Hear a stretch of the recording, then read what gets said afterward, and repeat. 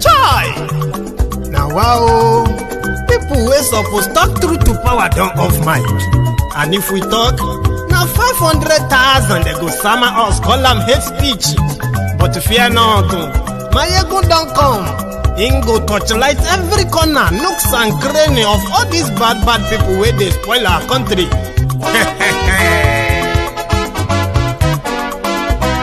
So my people make we laugh, oh, yo, yo. Maiyegun don't come, oh, yo, yo. My people make we shout, oh, yo, yo. Maiyegun don't come, oh, yo, yo. Maiyegun don't come, man of the masses, oh, yo, yo. Maiyegun don't come, oh, yo, yo. Maiyegun diary politico, oh, yo, yo. Maiyegun don't come, oh, yo, yo. This one not the off in mind, oh, yo, yo. Maiyegun don't come, oh, yo, yo. They touchlight every corner. Oh, yeah, yeah. Maiyegun don't come, oh, yeah, yeah. Okay, some people be they holla say they want the power. Chai. Them be promise us say we go get light and power. Nah. Them hustle sote they can't get the power.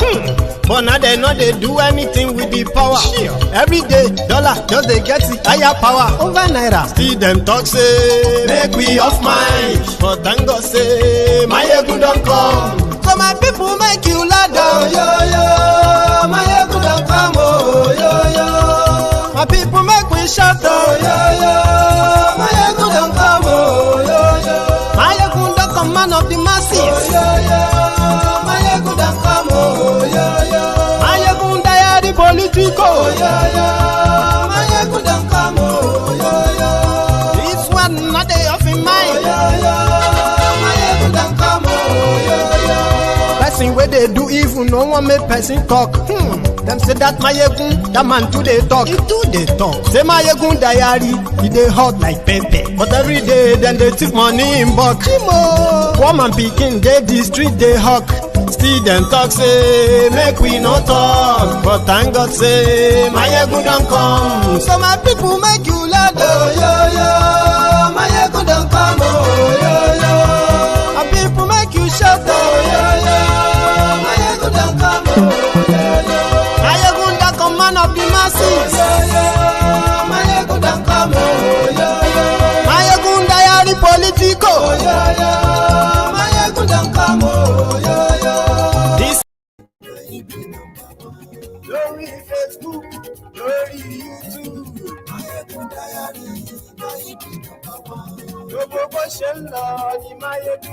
Good morning to you, good afternoon to you, and good evening to you from wherever you are watching from. This is Maiyegun Live.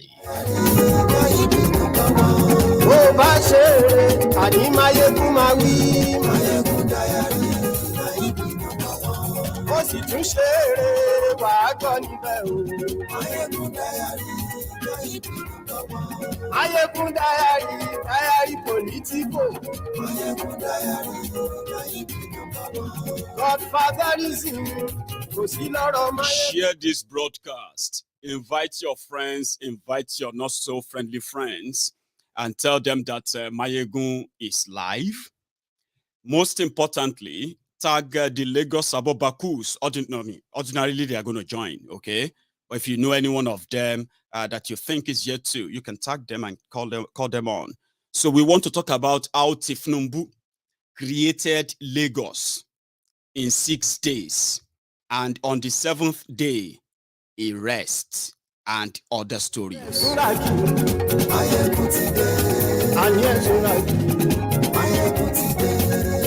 Facebook. And yes, we like Glory YouTube. And yes, we like Oh, Baba Bewure. And yes, we like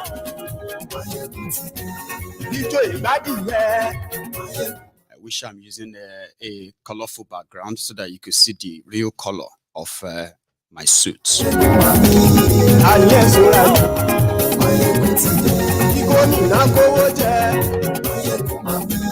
and yes, we like ọlọ́pàá tí ń darí bá. And yes, we like aṣòfin tí ń rúfin o. Ayé sọ́ra jù. As they see with us, we go dey pain them.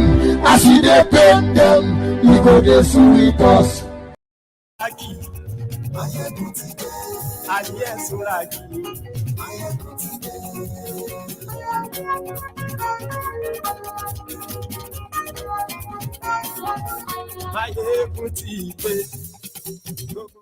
Thank you very much.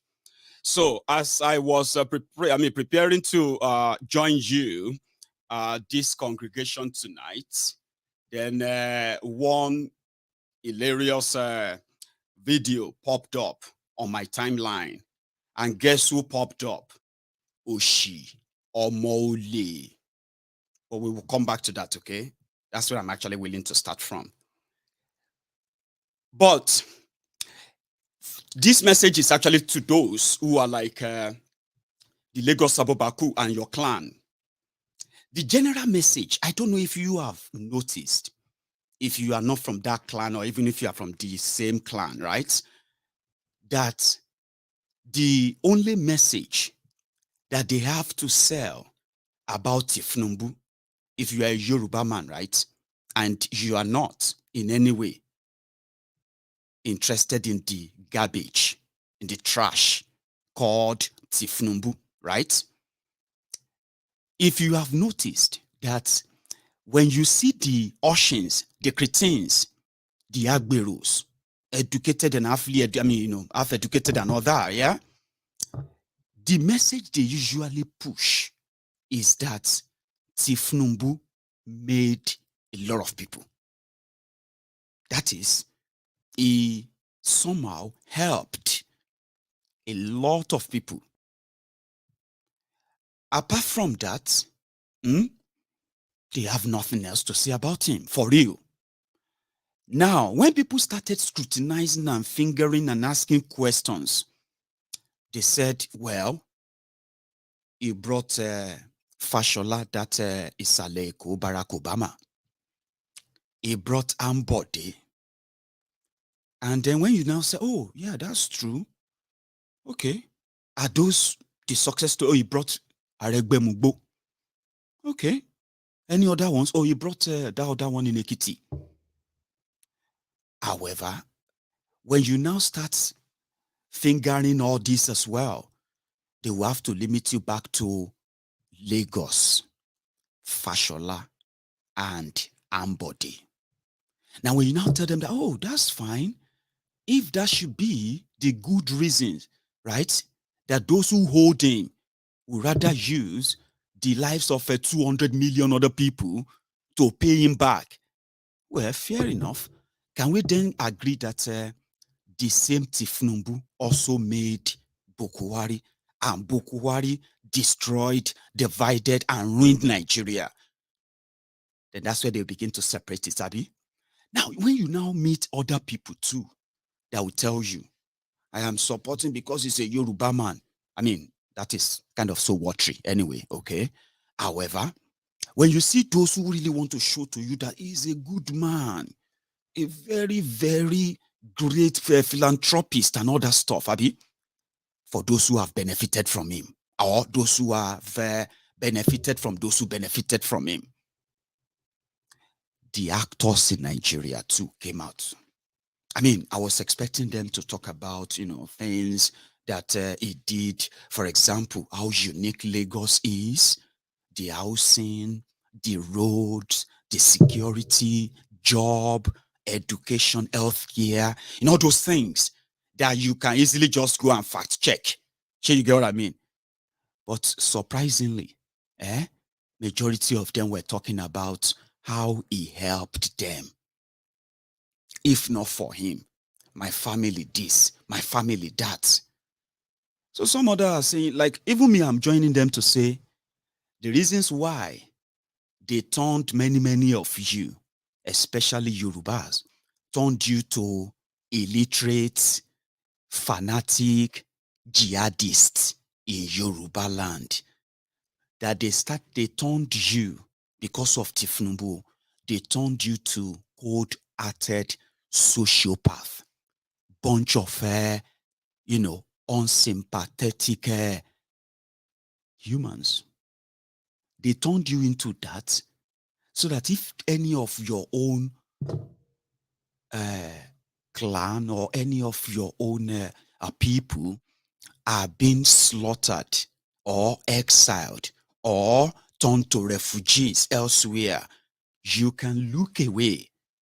In fact, if there are people who are trying to stand up against such, you can demand for their death, like you have done, all for Tinubu. Fine. So some people are now saying that if now because of waiting Tinubu give your papa, gave your mama, the rice, the clothes, the money they have given to your family members, isn't it better for you all to go and say thank you to him than to turn to lunatics living inside Boko Haram's Nigeria? Still they get entitlement. You see, they have entitlement of choice. No wahala. The irresponsibility of APC, Egbekegbe, is never going away.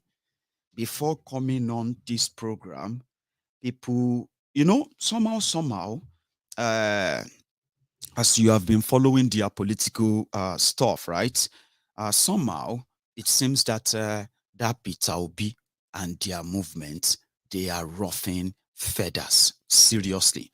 However, they said that because he's been the one, everywhere in the media, everywhere, all that, Abi. However, the pressure is also on Kolu, and he's responded. I've told you, okay? There's something they called basement campaign strategy. Basement campaign strategy is to make sure that Tinubu will never speak to you directly. His plans, his policy, how he's going to do whatever they are telling you he's going to do. He's never going to say it by himself. If he ever have anything to say to you, it will be recorded, cut and paste, cut and join, just like, speech delivered to you, whether you like it or not. That's your business, Abi. Now, that's going to be like, Boko Haram Pro Max, but we'll come back to that. Tinubu responded just this evening. He said, I don't have business with the media as regards to live television interview. I am contesting for Nigerian president, not media president. Asking me why I have not granted any live interview or live television interview since my emergence as our party flag bearer, to me, it's never an issue of, discourse, especially now that our nation is yearning for a good leader that will take over from Mr. President and continue his good legacy, Boko Haram's legacy. Nigeria is in need of a pragmatic leader with pragmatic knowledge and understanding of their needs. And that person is me. I am not going to Aso Villa to represent the Nigerian Broadcasting Corporation. Neither am I going there to represent the Nigerian journalists. Rather, I am going there to represent the people of Nigeria in the international community as their president. Is live television interview a guarantee to win or become Nigerian president? It is never a guarantee and will never be. I am not blah, blah, blah, blah, blah, blah, whatever. Anyway. So just point blank, it's called basement campaign strategy. Now, the other part of that is this: buy whoever is buyable. Okay? So, in Nigeria today, electricity is like maybe just about 5%. Yes. Now, when you now want to have a place as a model or an example of what a failed country really looks like, after the federal government of Nigeria, okay, will make some of the policies that have rendered many millions of people poor, and every day they continue to fall into that trap of poverty. They have the resources, or they plunder them. The next to them is Lagos State, where Tinubu is the landlord. When you look at the majority of those who want to ram him down your throat, most of the time, they are very good in conjoining or writing big grammar in a way that you will never see any sense. But the only question is this: is the man they are speaking for deaf, dumb, blind, or what? I mean, he is now media shy, they say. Abi? Anyway, just because they have successfully done that with Bokwari, with the level of propaganda that they are capable of, they owe you no explanation. All they need to do is to build on the legacy of Bokwari. What is legacy of Bokwari? One of them is poverty. Nigeria became the poverty capital of the world just in 5 years.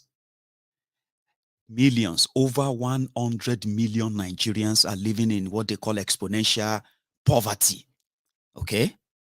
However, this poverty exponential has also affected not just those who have been below the barrel before, including those who were floating before and now drowning. So many of them are small businesses, artists, actors, actresses. They have faced the hell in a country where they are not even seen. Now, Nigeria, a failed country, and then the richest state or the richest part of Nigeria is Lagos State. And today, even if you don't want to admit it, okay, Lagos State is a mega slum. Okay, how in this 2022 there is no government or public run or pipe borne water, drinkable water in any part of the 22 million people populated states 2022. So when they brag, right, it is all on emptiness. Okay, Lagos State generates averagely the one they declare, because the person collecting the tax for Lagos State is no other person than Tinubu. Facts. Now, they said that Lagos State generates at least 51 billion naira every month. That is how much they declared. Okay? But today, 23 years after democracy, there is no drinking water in Lagos State. No, nowhere. Today, 23 years after democracy, there is no standard medical facility or medical policy that covers the residents of Lagos State. None. 23 years after democracy. When you visit many of these institutions, schools, especially if you have to leave those centralized areas, I'm talking about the mainland, the highland, I'm talking about go back to the real people that make up Lagos there, you will be so sorry and say, is this also part of Lagos? Are these people part of Lagos? For example, there's a clip 23 years after democracy. So if they are saying that it's coming to do something, or they are using a template, it is not that there is another place that is in any way even like better in another part of Nigeria, but resources that everyone have access to according to the dictates of the system, the fraudulent system called Nigerian system, okay? With the resources they have access to, you will probably never imagine it, that somewhere In that same Lagos state, you have, let me see if I still have that anyway. Give me a sec. There's a place in Ishawu, somewhere in Ikorodu. Yeah. Let's see. This is how we cross the road. This is how we cross the road. Yeah. What is the federal government doing over this? Over this is how we cross the road. Imagine when you have a lot of people living in this area. Imagine. God will save us from this. A road been under construction for over 4 good years. 4 good years. Now, that's just an example, okay? If you want to see Lagos, right, just start from K2, and from K2 down to Ikorodu, and then from there, find your way. I don't know if you're going to have to travel through Ijebu, then find your way to Ekpe. You know what I mean? Like, when you talk about development, when they tell you about what they have done, the same thing is everywhere. 23 years after democracy anyway. But these last 7 years, the economy of Nigeria got so ruined and destroyed, including the economy of the people of Yoruba land. Our border remains shut. Economic activities that are between the neighboring countries, like our own cousins across the border in Benin Republic and other places, they have restored them for years now. While so many of our people who are then back on the farm, like, you know, growing their own crops, food and all that, have been chased. Those who survived, those who didn't, have been killed in different communities around the same Yoruba land. Even though Tinubu, like I said, what they have made many of you cold-hearted buffoons, so to say, the Lagos Abobakus. Unfortunately, 7 years, that same 7 years, their security has failed. They have failed. Do you know within those 7 years, they have blamed just virtually everyone, everything, and just anything that they could blame, except themselves. So I was live earlier. I mean, sorry, I was just before I came on, and then I saw the video where Oshiomoole was talking. Yeah, Oshiomoole, the disgraced APC Egbekegbe's chairman, is back. I mean, you see old people. Some of you sometimes you get angry. Maiyegun, you have no respect for elders. In our culture, we respect elders. That is the bobo. That is the lie. There are some of those you call uncles and aunties and all that. Some of the lies they try to like shade you and then to avoid being responsible. When you see old people who are lying, liars, do you still respect such people? I'm talking about irresponsible old people who said something just a moment ago, and then just a moment later they have forgotten what they said, and they are changing that. I mean, they are changing that again. So how do you respect people like that because they are old? No, we don't do that here. Well, this is what he said. He said he was throwing a jibe at Peter Obi. They said that Peter Obi is more or less like a clueless about resolving the security problems in Nigeria. Okay. And it's true, he hasn't really said anything that you probably haven't imagined before when it comes to tackling the insecurity in Nigeria or northern Nigeria. That's part of the political correctness that I told you, that if those who indeed are standing up that they want to save Nigeria, if they are being honest, that is speaking exactly what the problems are, they would not be strong. I mean, they will not be contesting to save Nigeria. They will be campaigning to save you from what they have made Nigeria. And what does that mean? By asking you to exit the door, use the opportunity you have now and leave as soon as you can. If they are being honest, but they are not honest. That's why they will never be clean with their solutions on how to solve the security or whatever. However, the Oshiomoole decided to throw in this lie, the usual one. he said that Peter Obi, no, I'm going to let him speak. Then I will speak after. Let's see if I see that clip. Oshiomoole. That he left behind. Now, I think for those of you who are social media warriors, there are issues here that you need to speak to. Go to Google and look at the first 6 months of Governor Obiano's administration in Anambra State. What you will find in YouTube is a Governor Obiano using bulldozers to demolish houses of kidnappers and those who were involved in what they then refer to as Bakassi boys or even Bakassi girls. Who was the governor where Bakassi developed in Anambra? And who solved the problem?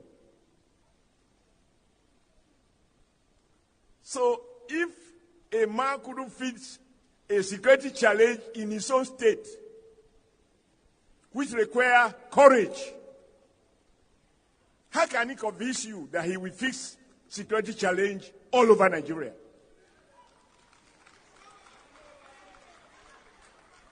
Don't take it from me. Go to YouTube and find out the first 9 months of Governor Obiano, and then ask yourself, who was his predecessor? As I said, I don't want to look for trouble. I'm a smallish man. Anybody can deal with me. Then ask Gogo, who was Obiano's predecessor?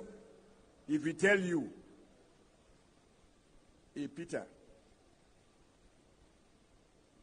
And so, if he has solved the security problem, will Obiano be demolishing, using bulldozer to demolish people's houses?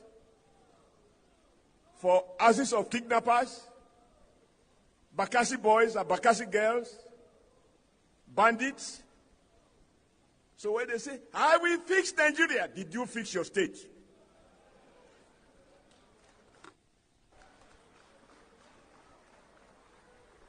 The second issue. We'll come back to that. So let's say we decided to go to Google now. This is what we found on Google.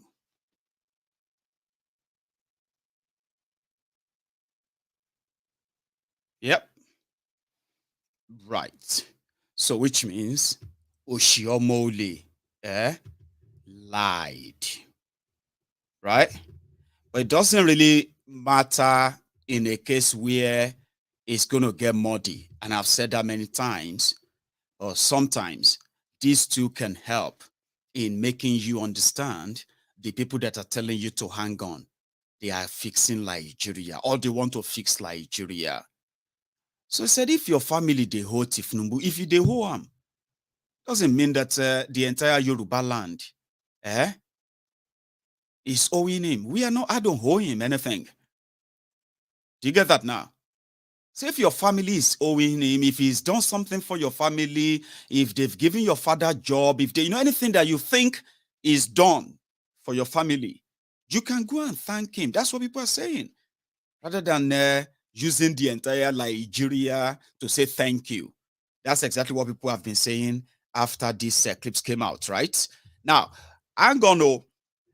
we're talking earlier about the creation of Lagos State. When you meet the Lagos Abobakus, okay? Many of them who have probably never even been to Lagos. But it is what it is. It's Nigeria. Tinubu created Lagos, okay? And everywhere you see today in Lagos, all thanks to Almighty Creator Tinubu.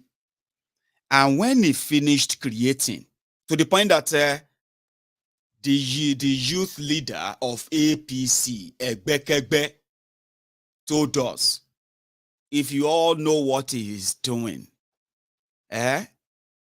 daily, after he created Lagos, you probably will be worshiping him like others are doing. worship him, the Lord that doesn't sleep. Hey guys, so this is like 12:30 in the morning, and I'm with Daddy, Asiwaju Tinubu at home. I told you that Daddy doesn't sleep until like 4 a.m. in the morning, and this is like past 12, and he's still not even feeling sleepy at all. Daddy, thank you so much, sir. You're welcome. Yes. You're welcome. My Baba is already standing for too long, so he needed to sit. That's the reason why, just to save all of us from the future that they have stolen and looted, the Baba is back trying to get everybody on. Okay, so from Abuja to Gombe, because he doesn't sleep. Do you get that now? Until 4 a.m. And people said, health-wise, with his age, his health history and all that, yeah, this is not the sign of hard-working man. No. This is Parkinson disease at its early stage, as we have, heard. So go Abuja to Gombe. I heard that it's about 35 minutes flight on the plane. I bet, it got tired. Now, the other part to this is that after he created Lagos to what you have seen today as Lagos, that everybody wants to go to, he wants to make Nigeria just like Lagos, okay? And all you have to believe, all you have to do is just believe, okay? And his own deputy, the Boko Haram sympathizer, Shittyma himself came out and said, you may think he is tired. He is not tired, okay? He is in fact mentally strong. If you all want to know what is coming, to build on Boko Haram's legacy, you are going to have Nigerians. You don't need nice man to be your leader. Nice men don't be leaders. They sell ice creams. Okay? You need leaders like Babangida, OBJ, Obansojo. You need leaders like Boko Haram, and then you need leaders like, Abacha, hospitality of Abacha. I mean, this is going to be the person to be. That's why if you check your screen, Emilokon might turn to sleep. When you check the left of your screen, you will see, this is my own opportunity.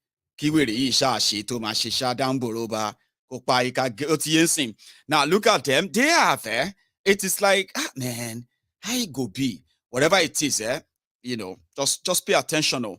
Now, Shittyma said something that I possibly believe that you should hear from him before we go to the actors who are confessing why.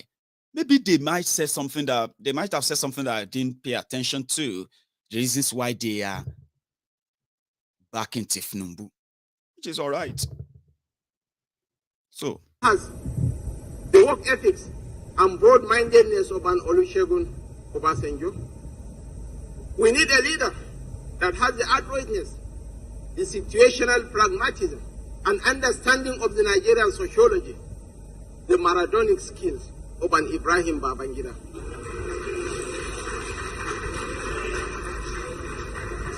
We need a leader with a presence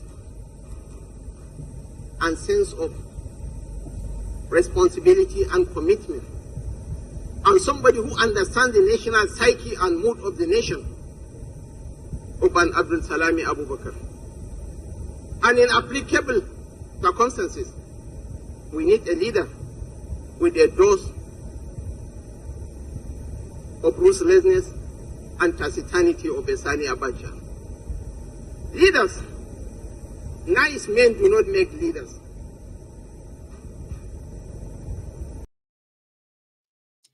Sorry, I don't know if I heard that well. Ruthlessness and the satanism of Abacha. Yeah? Did I hear that right? I don't know. That is a threat, oh.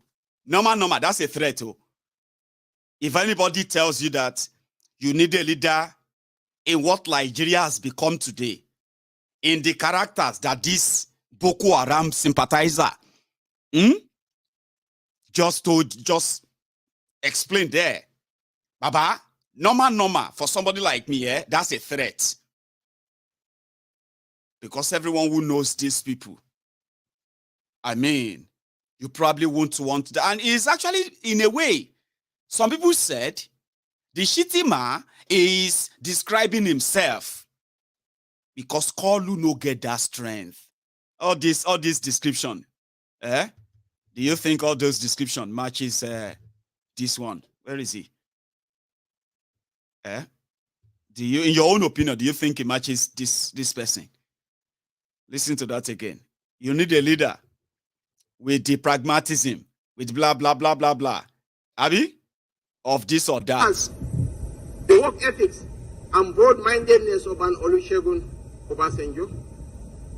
We need a leader that has the adroitness, the situational pragmatism, and understanding of the Nigerian sociology, the Maradonic skills of an Ibrahim Babangida.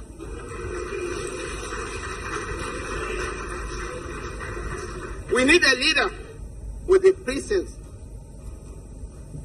and sense of responsibility and commitment, and somebody who understands the national psyche and mood of the nation, Oban Abdul Salami Abu Bakr.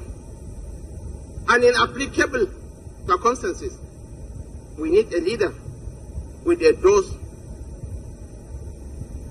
of ruthlessness and taciturnity of Sani Abacha. Leaders, nice men do not make leaders. Shatisanity being, I don't know, maybe it's because of his accent or something, I don't know. But that is a threat.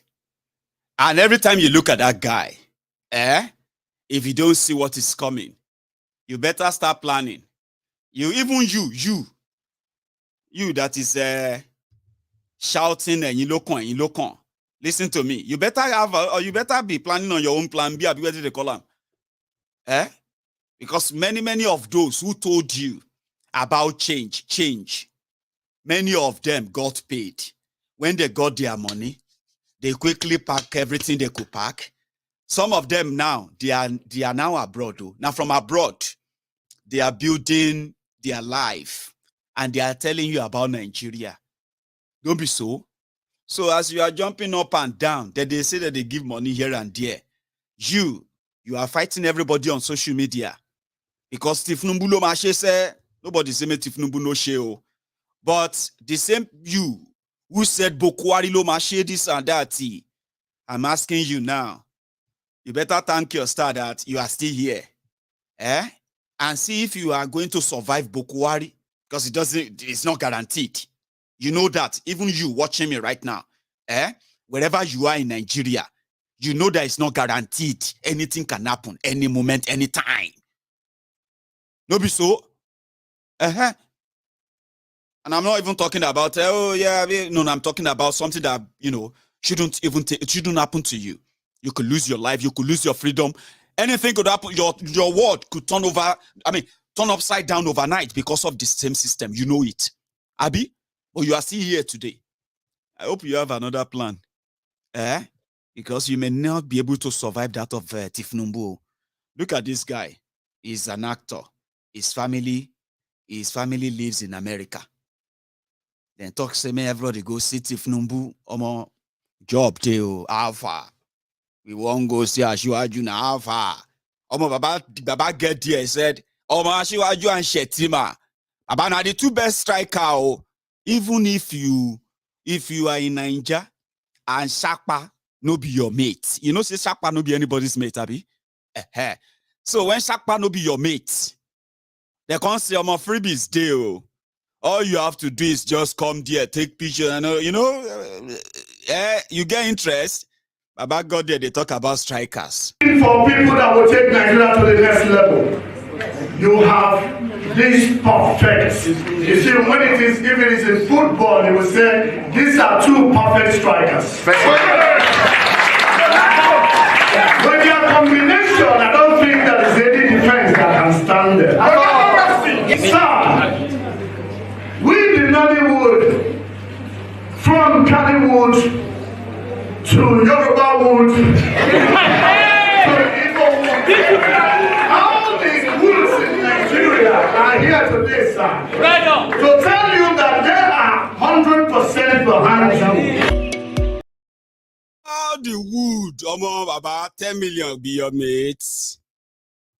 10 million naira. How much is 10 million naira in pound sterling?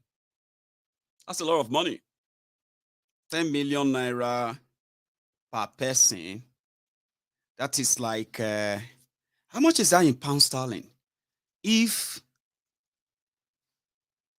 10,000 pounds is 7.5 million naira, so 10 million naira should be somewhere around 13,000 pounds. Well, I mean, for that few seconds, in that Nigeria, Baba, even that your own biggest guy, they do biggest, everybody, they live that fake life. Majority, they live that fake life. Instagram life, Facebook life, this and other fake lives, They can offer you 13,000 pounds sterling.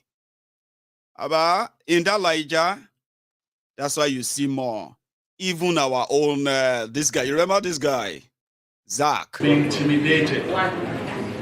We will not be distracted in any way. Never. We are committed. We are focused. And we are with you. We will be with you on this journey until the day you are pronounced.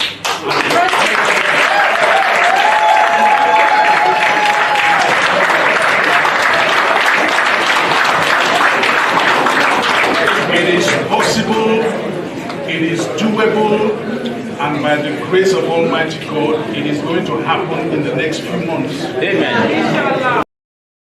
Inshallah. Another 12,500 pounds of 13,000 pounds. Good day. You see? You shouting up and down on social media because they gave you one face cap, they gave you one t-shirt, plus uku. They gave you 3. Yeah, serve all of them. Say, Baba Shaman. Baba, me, I know the two drinkers. If I they go, Yahoo and Leomo and Leo, Baba. Say, don't worry. When you they go, talk to me. So they give you uku. You drank 5 or 6. I've been a big stout. One face cap, one t-shirt, uku, Mary. And on your way home, oh yeah, Baba, yeah, why not take this one? Take 2,000. Say, Shaman, how you go be now? Next time, is there next time? We'll go see next week. We'll go call you. Look at those guys. They are cashing out big time. Person will pay delegate $50,000. How much is 13,000 or 12,500 pounds? So I'm not saying you shouldn't abuse me. I'm just saying that if you look around you, you will tell yourself the truth, okay? There is no Eldorado anywhere. There is no standard built by any of these guys. You know you are living in slums, okay? You have no electricity. You have no security. You have no economy. You have no jobs. You have no infrastructure. But look at them. They are richer. They are bigger. Flying private jets up and down.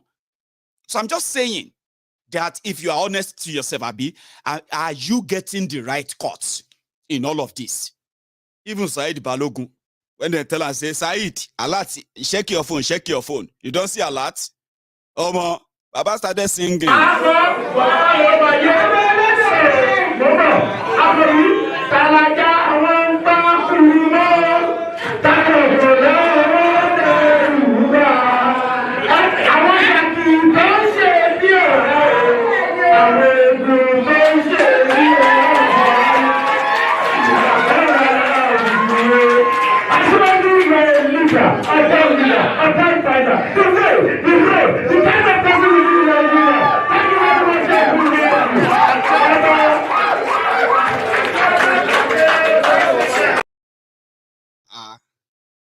I'm asking you again.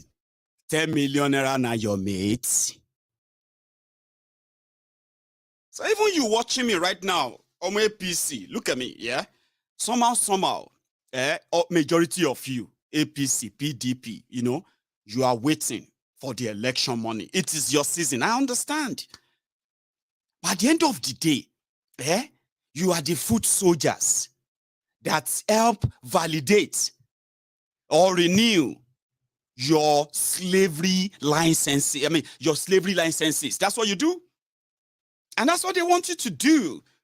But when you look at all these guys, they are getting good money. Good one. I mean, something that some of them can easily say, oh, when I got that money, I just got myself one fairly used American Lexus. My friend sent her from me from Chicago, but full spec, 2007, 2010, you know? And they go, they use that, they cruise in Lagos. Still they do celebrity, Mr. Celebrity. Until one day, you go just check social media. They say, please help us save Orimolokun. You say, is that not that same actor? That actor Orimolokun, the one that is always acting rich, the one that is driving Lexus. Is that not the same guy that celebrated on his Instagram of building his new house? How come they don't get money? They go take carry and go India. That is all about it. I'm just saying, you know, you that will become social media bandit, Facebook ads man. You this Maiyegun, you don't have respect. I know. You won't be the first person to tell me I don't have any respect for race. Whether you are old or young, I just know I know they pretend. Do you get that now? Let's be sincere. I don't pretend. You this Maiyegun, you don't have any respect for elders. It's true. Because criminals, foolish people, dumb edo, and then every category of everyone, including good people, they also grow old. Foolish people also grow old. That they are now older, you don't turn around and say, daddy foolish, sir. Mommy foolish, sir. No. You just say, about foolish comes out of respect. And that's actually respectful. Same thing with criminals. Nobody they grow old to be criminals. That is why I've told you, if you are all honest with ourselves, if we want to be honest with ourselves, there is nothing called one Nigeria. There is nothing called national goal. What is your American dream? What is your British dream? What is your Canadian dream? What is your Nigeria dream? When you see an American, that's an American, I'm a makeup artist and I want to build a big studio. I want to be a makeup artist for the biggest act out there. I want to have a big yard in all of that stuff. And in America, as an American, that's a big dream I would love to live one day. So when they build eventually, maybe 10, 15 years later or 25 years later, that small little kid talking about building studio, this or that, she probably maybe not have built studio, maybe somehow working in that same line and doing fine, working with bigger, that stuff, right? If they ask you, what will be your Nigerian dream? What will be your Nigerian dream? There's no Nigerian dream other than everybody is waiting for their turn by turn, Nigeria Limited. If your friend is running to become a councillor, no be say you they wish and well. No be say you they wish and well because ain't go make any difference in your community. You they wish and well because somehow, among you, somebody go do all right. We go to pick up the bills. It no matter when they see the money. Is a councillor, of course. Is a politician, of course. In fact, it's in the good book of the chairman. When they write the budget, when they steal the money, when they collected taxes, when they share all these things. You know about that, Abi. You are waiting for your turn. My friend, my brother, my this or that, shut up your mouth. APC is the best because somebody is paying for your weekend or every evening free bottle, free food, free transportation, free this, free that some of you have clinged on to. No be say you really care. Sure you get. They say, boy, they don't appoint uncle as minister. Say, money don't come. Immediately from your village. They don't turn them to golden son of your village. They don't turn them to shifter, quickly give and shift and title. And at the end of this, started making demand. Now somebody, whether they pay 1 million naira, they will be demanding. He started funding them. He started giving them money and all of that. So if anybody tell you about Nigerian dream, can't they speak grammar? We need to have a united. Is a lie. United to still new. united to loot new, united to plunder. Take your chance and do whatever you can. The worst you do, the worst you can do is better you will get away. If you commit genocide, Baba, in fact, you can be a president. There's nothing like Nigerian dream. Don't let anybody lie to your children. You don't lie to your children too. Do you get what I mean? So everybody they call it. So if you see them jumping up and down, we want to save Nigeria, we want to rescue Nigeria, it's a lie. Do you get that now? Now we'll go to the next one.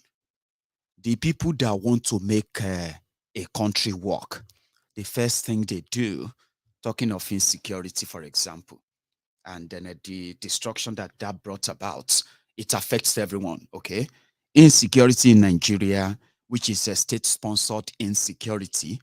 The reason why I said it is state-sponsored insecurity is that for those who have been in the net of the Nigerian government, for example, if Nigerian government wants you, my brother, mo will leave joke aside though. Even if na deaf and dumb be the president, even if na person we don't get dementia, get anything, we say you don't even know where in they be the president. If they agree that they want you, if you are in Nigeria, if you are living under the ground, they will find you. Latest, 48 hours. I don't know how they do it too. Ask those who felt like as much as the technology allow us to get connected to a lot of people all over the world, the same technology is also leaving what is called digital footprint that can allow this state, this government to track you, track your costs, track your messages, track your bank, track your everything that you would never believe they could. And that's how powerful they are. So in Nigeria, even journalists, they are unraveling secrets, secrets that are supposed to be top secrets, that the first people that should break them after they must have used those secrets to apprehend those who are plotting and planning against the people of Nigeria. If they were indeed interested in you, they have the capacity, to get every person that gets into Nigeria legally or illegally anytime they want. But you know what they do? They rather use that instrument to spy on you. Why? Because they know that they are failing. And the only way to remain in that power or that system to remain as it is, which is beyond anybody who is your president, by the way, right, is to ensure that all of you are never in any way have the capacity to have a united front to challenge that system. When they are unable to break your sort of a bond that is formed against the government, they can track everyone that they see as ringleader. They can intimidate, threaten, they can even kill those who are putting that up because they can spy on you as whenever they want. That is true. And I'm just saying it now, right? For those who know that before, that is the power of government. If you are not in Nigeria, if they want you by force, from any part of the world, they will get you just like that. Except if you actually have other backers, right? I'm talking about backers who are indeed ready to keep you mobile. When I say backers, they are those who are going to constantly keep you on the move because they will know that those requesting for you, they have the capacity to get you anytime. And you know there are resources that requires to do that. So in most cases, you get to understand how powerful they are to track down those who could make trouble in their country. But you know, alas, the government of Nigeria is behind every sort of criminality you see in Nigeria today. Why? They have a plan not to actually punish, or let me say, they have a plan of categorizing crimes based on their own choosing. In most cases, based on a tribal, connection. The Fulani terrorists, the Hausa Kanuri terrorists, who are part of the ISWAP, the part of Boko Haram, and then all that in up north, right? Whatever happens, whatever they do, every now and then, they celebrate the fact that one way or the other, those who run out of food in their different enclaves in northern Nigeria, right? They come out of all those enclaves and only to say they have surrendered. All the crimes committed, right? Forgone, just like that, right? So crime in Nigeria is what they want it to be. That's it in a nutshell. But one sad thing that we should always remember is that, and we should never forget, no matter what description they give to it, Nigerian government is perpetuating genocide in eastern Nigeria. Imo State is the headquarters, the door that APC, Egbekegbe, and the jihadists who have managed to take the control of, the control of a government in Nigeria, they have continued to wage that ethnic cleansing genocidal war again in eastern Nigeria. Or how do you describe this? The government of Nigeria, the soldiers sent to Olu in Imo State, right? I want to believe that should have been based on intel that says, oh, there are armed people in those communities. So that intel would also probably have told them this area is also a civilian community. There must have been rule of engagement. In most cases, I want to believe that when you are dealing with internal insecurity or whatever it is, right? Civilians, Nigerians, they are supposed to be, right? They are supposed to be protected first. But that is not right. Not when the government of Nigeria, in collaboration with the eastern governors of Nigeria, are those behind the war itself. So to them, all is fear in war. And this is what they have done in Olu. While many of you were probably ruminating over what your week was all about, how your weekend was going to be, and at the same time, how you're going to plan for the new week. Last night, the people of Olu, in Olu local government area, right? The innocent, armless people in their different abode, they woke up to the gunfire from the Nigerian soldiers. They were not just shooting, they were burning their properties, right? Nearly 80 houses were burned down by the Nigerian soldiers. One person was killed. Guess what? They were looking for unknown gunmen. Not because they were being shot at in that place. No. It was a coordinated ethnic cleansing. They are telling you to ignore this. They are playing ethnic war with that, or ethnic politics with that. People's lives are being snuffed out every day by this state-sponsored terrorism, right? Now, for the people who captured the entrance, let me see this clip. 1 second. That's like the aftermath, okay? I have a clip that, let me see. Dark and poor pictures. So, sorry. There is one.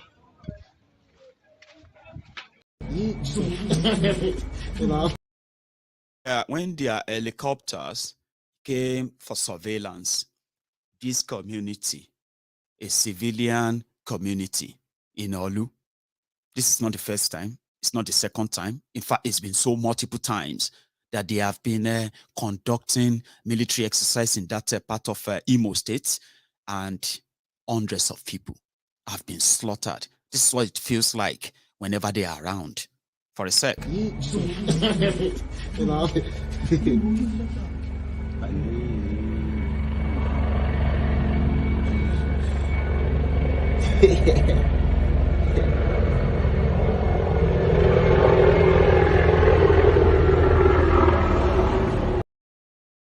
Now, they are looking for unknown gunmen, you say, right? But the moment after that surveillance, what happened next is just for everybody to lose all their livelihood, their properties, and everything they probably lived with in Imo State. And no single unknown gunman or woman was arrested or affected because There was none. Yeah? Now look at this, the aftermath. This is one. Yeah.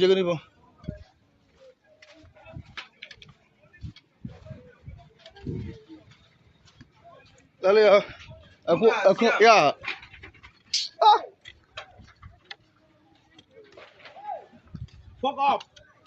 Don't juice. Don't pick juice.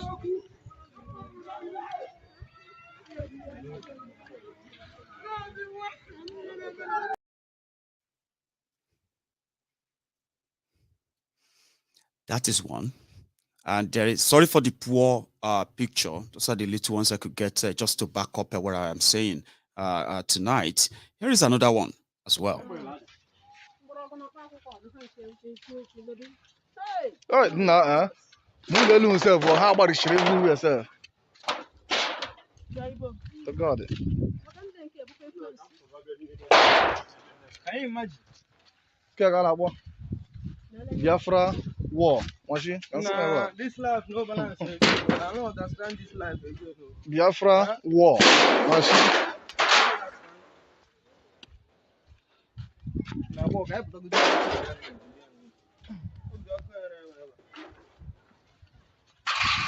Oh, lo. Get go more money here. Get go more money here. Get go more money here. Oh, she goes here.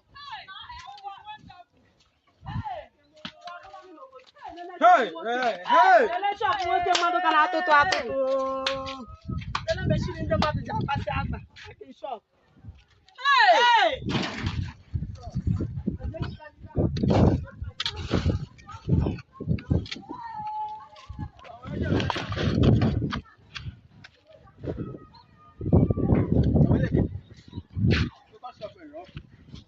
Huh? Yeah. I go to Urago. I just go.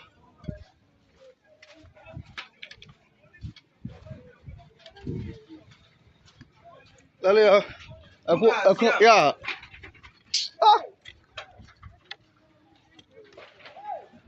Fuck off.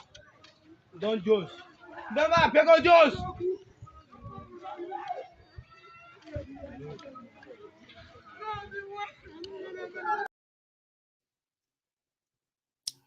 So, if you are not an Igbo man and you are not living in Igbo land, any of those states, yeah, I actually want to advise you, okay, to sometimes calm down when you see the Igbos or the Biafrans, okay, when they react so badly on social media, somehow the way you see many of them.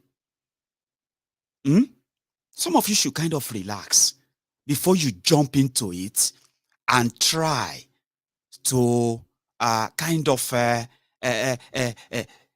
downplay what they went through and what they are actually going through in that Nigeria today that even some of you would admit to as non-Igbos.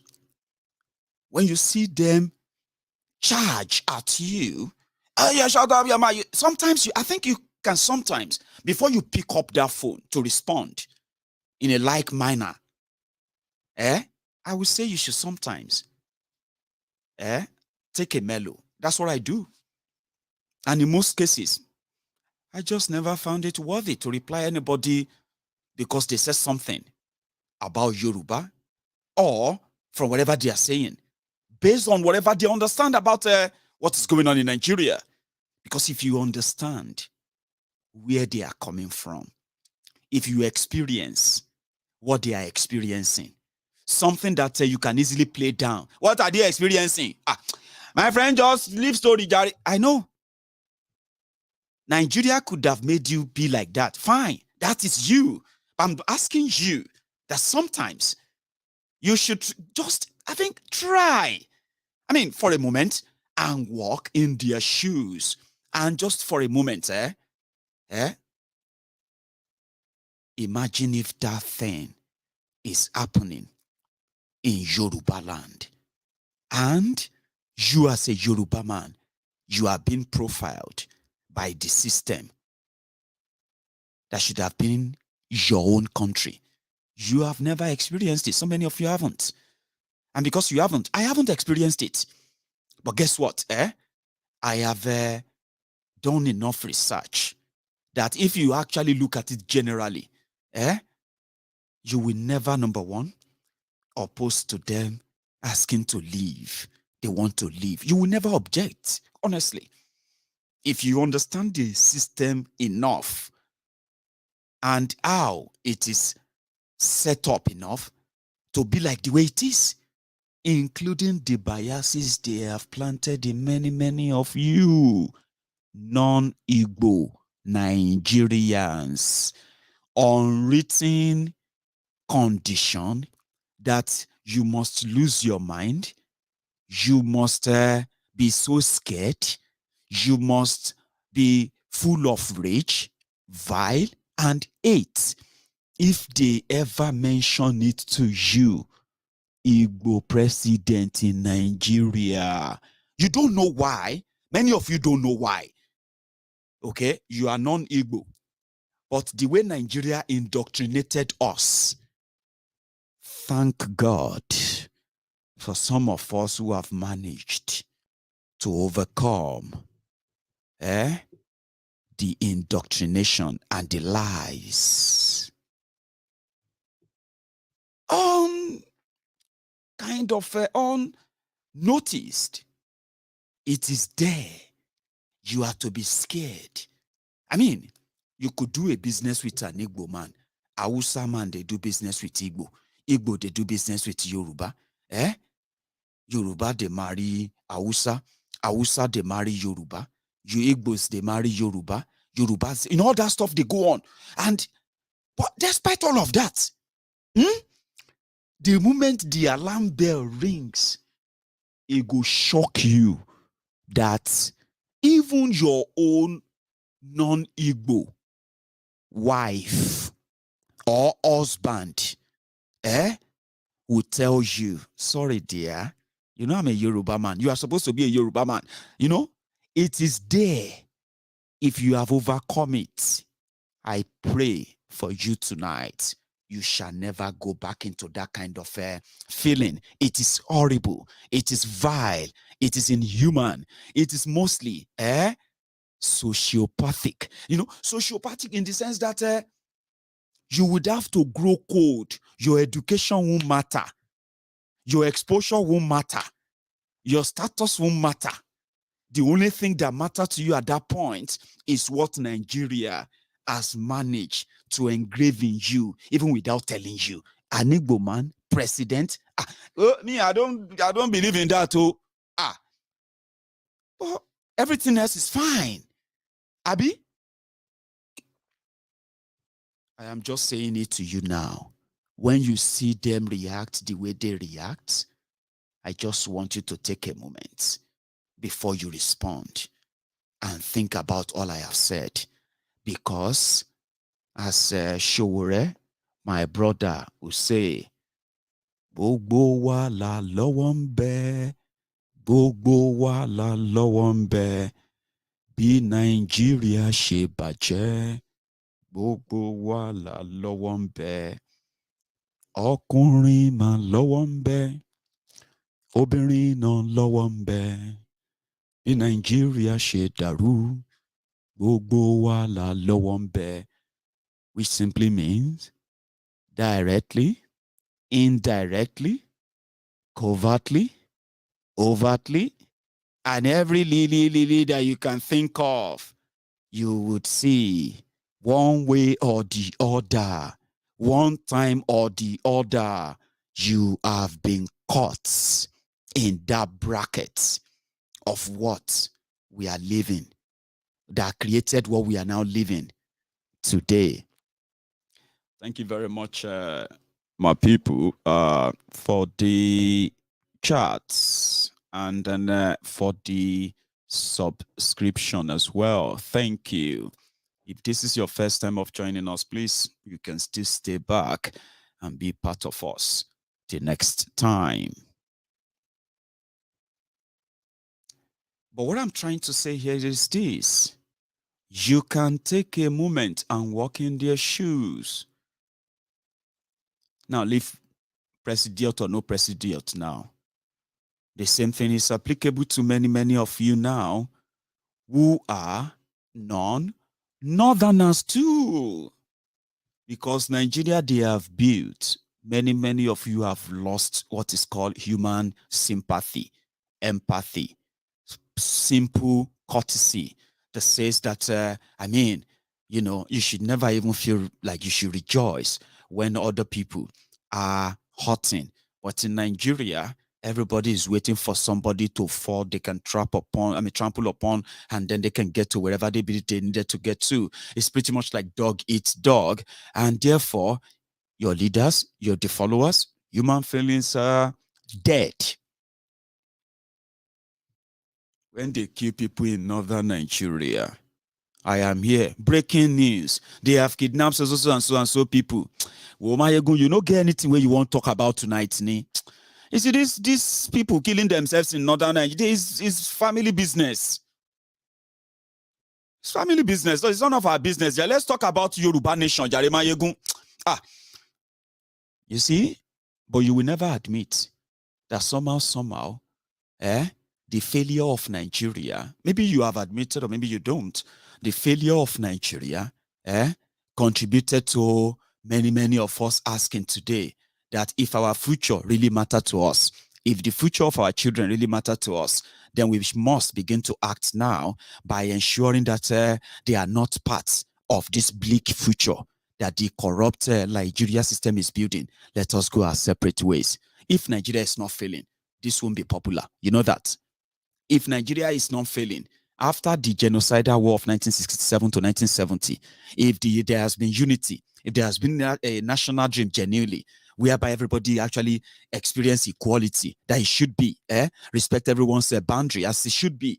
If all of that has been in place after that war, and there is no other tribal cold war that we are witnessing today, do you really think the advocacy, the campaigns, and mobilization for Biafra will become this strong? Do you think so? It is the failure of Nigeria, my brothers and sisters. The failures of Nigeria pushed all of us to say, we want this, we want out, and that. But the humanity in us, which Nigeria continues to destroy and kill every now and then, can actually still be kept alive if you can manage to remember that you are still human. You see, that coldness that come over many of you, especially as typical Nigerians, as you are dealing with yourselves today. Because you see, me, I am in the middle. And sometimes I am your therapist. Your therapist in the sense that when every one of you who has been battered by your leaders in Nigeria, their policies, the economy, the situation, sometimes this is where you come to relieve your frustration. This is where you come to relieve your anger. This is where you come to relieve your ignorance. This is where you come to relieve your hate and every other thing. And most of the time, I believe, because you find some level of satisfaction, unloading the frustration brought upon you by Nigeria. That makes me the person in the middle. But you see all those things you are throwing at yourselves and on and the rest of that, which has managed to kind of kill the humanity in many of you. I'm asking you now, if you can for a moment remember that you are human, then you understand mostly what they are doing in Eastern Nigeria. At the moment you understand what they are doing in Eastern Nigeria, you understand what they are doing in Northern Nigeria. The coordinated terrorism industry, the Nigeria military industrial complex, the deep state, the corrupt military in Nigeria, and what they are doing with the lives of the innocent people in Northern Nigeria. Now, if you can remember, you are human, before you are Igbo, You are Hausa, you are Fulani, you are Yoruba, and the rest of that. Yeah. Now, being human, it is normal to have sympathy, empathy. And when you have that, it simply means you are not going to be this vile, oh. Thunder fire you, this one kill you, that one kill you. All these ones are mostly what you would like to do to other people, that you feel like somehow, they don't see what you are saying. And the only way to actually get to where you believe that your vision is taking you, if you have to hurt them, then you won't mind. No be so, thunder fire you there. My friend go and hug transformer. God will shame you. God will do this and that. And I'm like, calm down. You see all these things that you are wishing for, they are already in the document policy of the rogues who are campaigning to be in charge of your destiny. The ones that you are probably ready to burn, to kill, to ruin, to destroy for. All of these guys, they are already, everything will go punish you. Everything will go punish you. They don't put them inside document.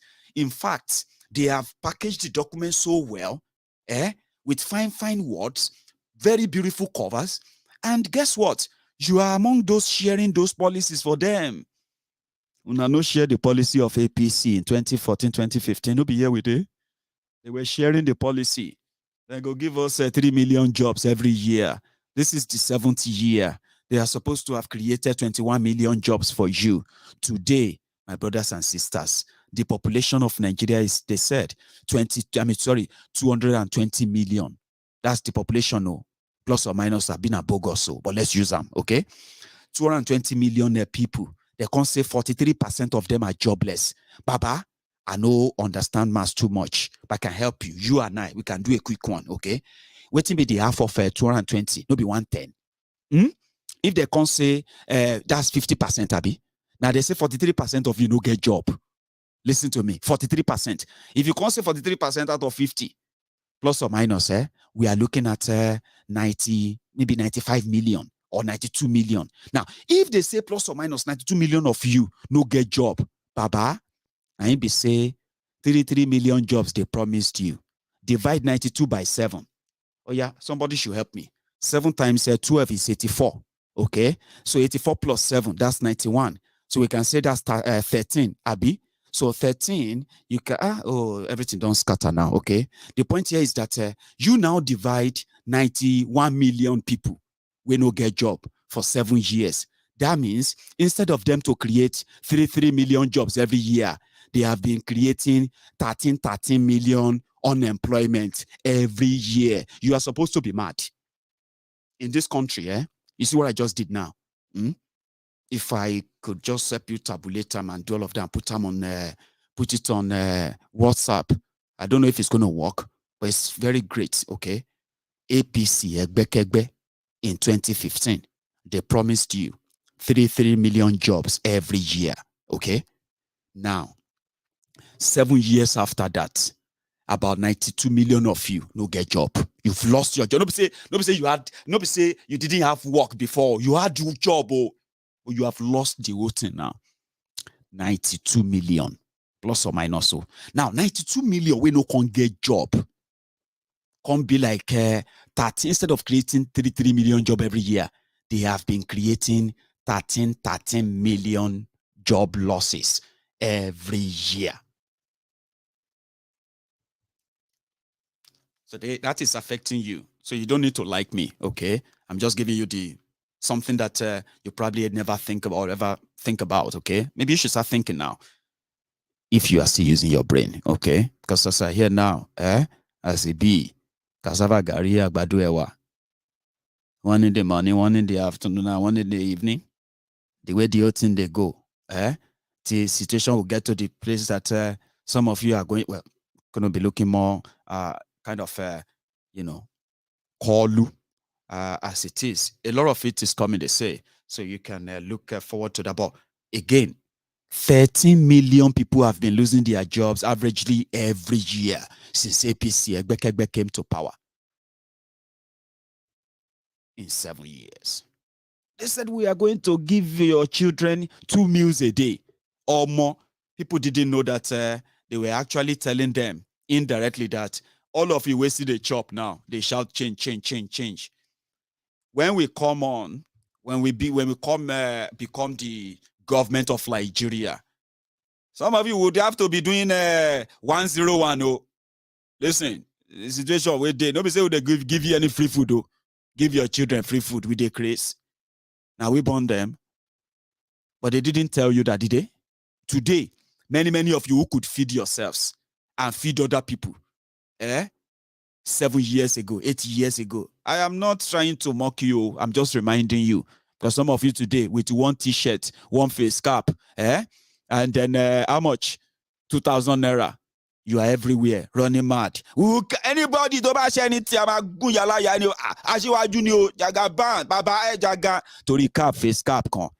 I'm just saying, you know. Today, some of you were able, 7 years ago, some of you were able to feed yourselves, pay your house rent, do your small business. You are not begging. The last 5 years, you know what's Nigeria don't show you. You go Libya by road, then deport you. You go Dubai, to go and get work. Now that time where they talk say Nigerians they get yawa, then send you back to Nigeria. You apply for American visa, then give others, they don't give you. Everything don't frustrate. This last 5 years. Now here you are. Survivor of the fittest. Alaye. I'm just saying, you know. Do you get that now? Just like I said the other time as well, that if you are banking on these guys in any way, okay, are you getting paid enough? Are you getting the real deal? Or do Allah do not be noni? Have you the column? Wherever it is. Just pay attention to pay attention to your choices and don't pass it along. Okay? Whatever Nigeria has shown you, you should be honest to yourselves. You can make it harder for yourself. You can fight everyone you think probably is not going to tell you what you want to hear and all of that. But the truth of the matter is this, you have survived Boko Haram 7 years. Now you are going to the 8th one. Now you are already booking another extension. Are you sure you really have the strength to survive that? No problem. 2 meals a day. People are now doing 001 or 010. You say, you are losing weight. So what's happened? No, we are doing some biri fasting in our church. And you know me, I don't like fasting. You know, I'm somebody who just don't, you know, but this time around, what can you do? You just have to do it for the Lord. You know? So I'm very strong. Oh. So how many days? No, it's a long one. It's a very long one. How many long one? Like how many days? Maybe 1 week? No, brother Samuel. We're actually on a very, very long journey with the Lord. Until Lord changes everything. We are going to be fasting and we'll be praying. So, oh, that's great then. So, but for how long? We are thinking about 365 days fasting and prayer, dry fasting and prayer. Kilo day, now you kill our Lord and Savior. You.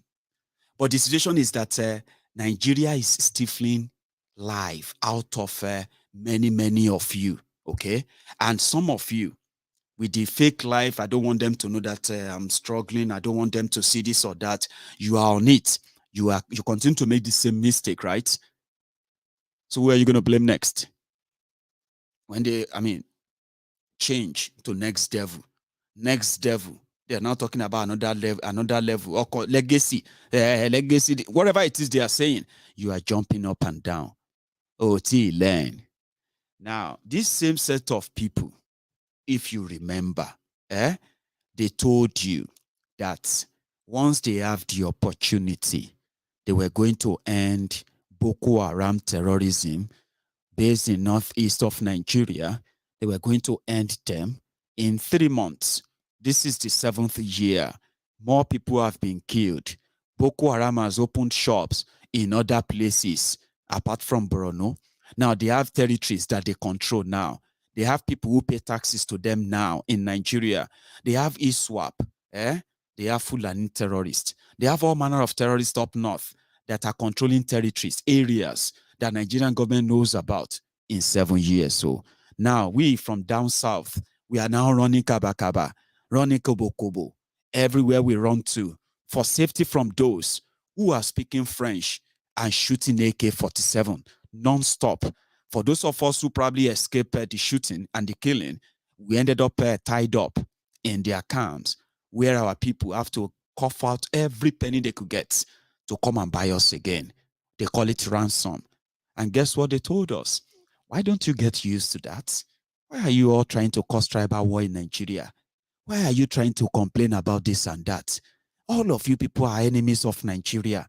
If they kill your people, they must have provoked them. Fulani will not just come and kill your people. I mean, maybe they need land, or maybe you didn't give them a grazing route. What about cattle colony? What about you try to learn how to live with your killers as brothers and sisters? All manner of things. Would you prefer your life or your land? Which one do you want? Pick one. Your land or your life. All manner of kind of banditry. They they bombarded us with so many things because they are the terrorists. They cannot save us from any terrorist. They are the terrorists who have declared economic jihad that has made many of you watching me today shouting our local everywhere. Thought if I hear you tabet, thought if I hear you ta kalu already. No job, no nothing.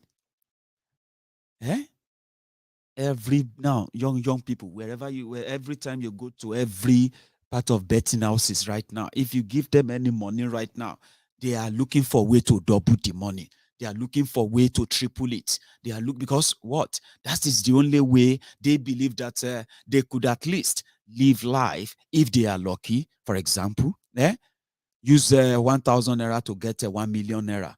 Use 5,000 naira to get 50 million naira. So everywhere they go this day, most of them, their job now, young people in Nigeria, their job now is to go on social media, open different, like about 10, 15 different accounts, fake accounts on Facebook, on Twitter, on Instagram, on everywhere. And guess what? And start begging. So about do giveaway now. Baba, you never pick me now. Baba, even if now 500 naira, make I take and do breakfast. Baba, please bless me this morning. Baba, even if now 100 naira, make you bless me. I didn't really grab it before. And if you have been a regular on social media, on most platforms, you would have been, you'd have come across these people everywhere. Nigeria, who did that to them? And when you turn around, now the same people you go see shouting, shut up your mouth, enemy of progress. I say, enemy of what progress, for goodness sake? Your progress, that your progress that is being held by the same rogues, same criminals, that you are ready to defend to death in every way, that whatever it comes your way. But on the other hand, you are back to the normal, begging to survive, and begging, including begging God, the God that you will never vote for. Even if they put a poster out there and say, vote for God, I bet it's, as much as many of them are shouting, God, God, God. Hey, God. Hey, whoa, God. Hey, Olong, whoa. Thank you, God. God is great. Thank you very much, God. God, come and fight for us. God told me this. God said this and that. Blah, blah, blah, blah, blah, blah. You go and do poster and put and say, God for president of Nigeria. He no go get 100 votes. He no go get them. They will never vote for God. So you go around begging. The system continue to milk you, okay?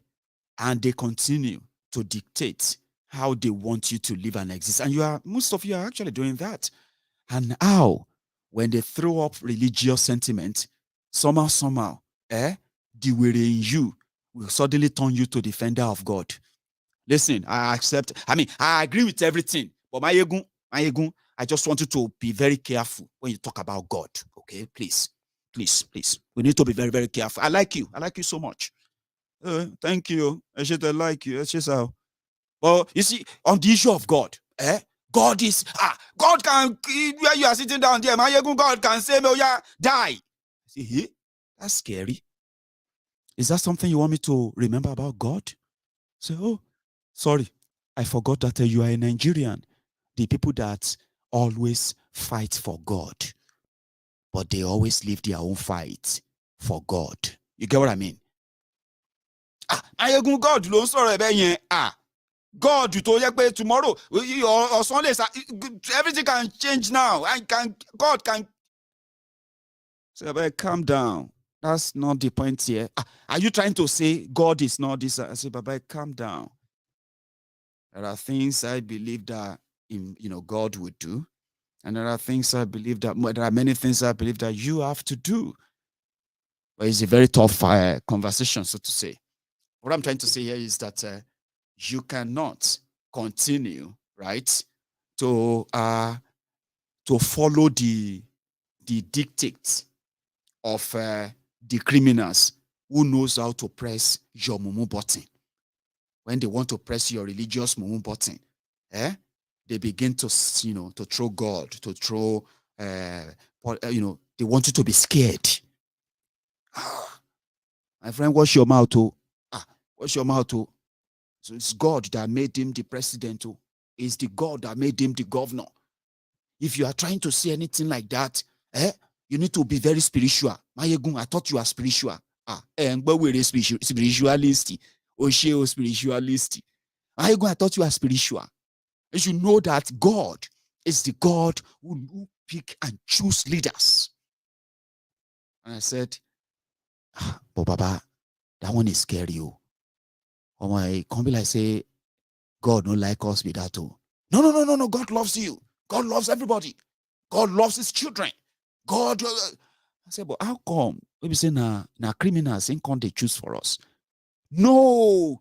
You see, let me tell you something, right?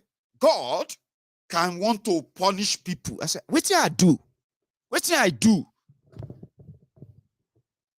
What did I do where I deserve the life of slavery, to be pushed around as a second-class citizen, to be pushed around without any kind of state support in any way, that you can say, my system will support me anywhere where I go. I am this. Which kind of thing? Which kind of punishment? You go punish, like, how many years we get to live? My papa, my mama, they witnessed Bokuwari. Your papa, your mama, maybe they witnessed him, or they witnessed Buhari. Obasanjo Abi, or maybe Namuritala. My papa, my mama, they witnessed Obasanjo, they witnessed Muritala, they witnessed Shagari, they witnessed Bokuwari. Jesus, I am witnessing Bokuwari to your law. Which kind? Waiting for do God? Innocent me. I don't beg anybody to bomb into Nigeria. If to all of us get chance to beg and say, God, please, I want to choose my country. Please, Sky Daddy, I want to choose my own country. I want to choose my own parents and all of that stuff. Seriously? Do you really think we will choose that Nigeria? I mean, like, but we don't beg anybody. Now, when we got here, they tell us, say, hey, guy, you better stop crying. Now, Nigeria, you do. The journey long go. You cry too much here now, you better don't waste energy. You go need that more. Because as you say, like Ben Kadeboye said, you will be hearing Oshiomoole.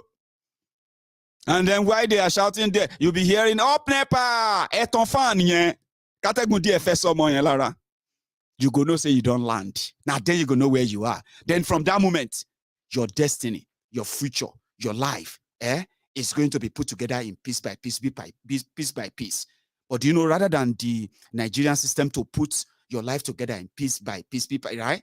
Nigerian system continue to replace every piece in you by what they want you to become, and which many people are today.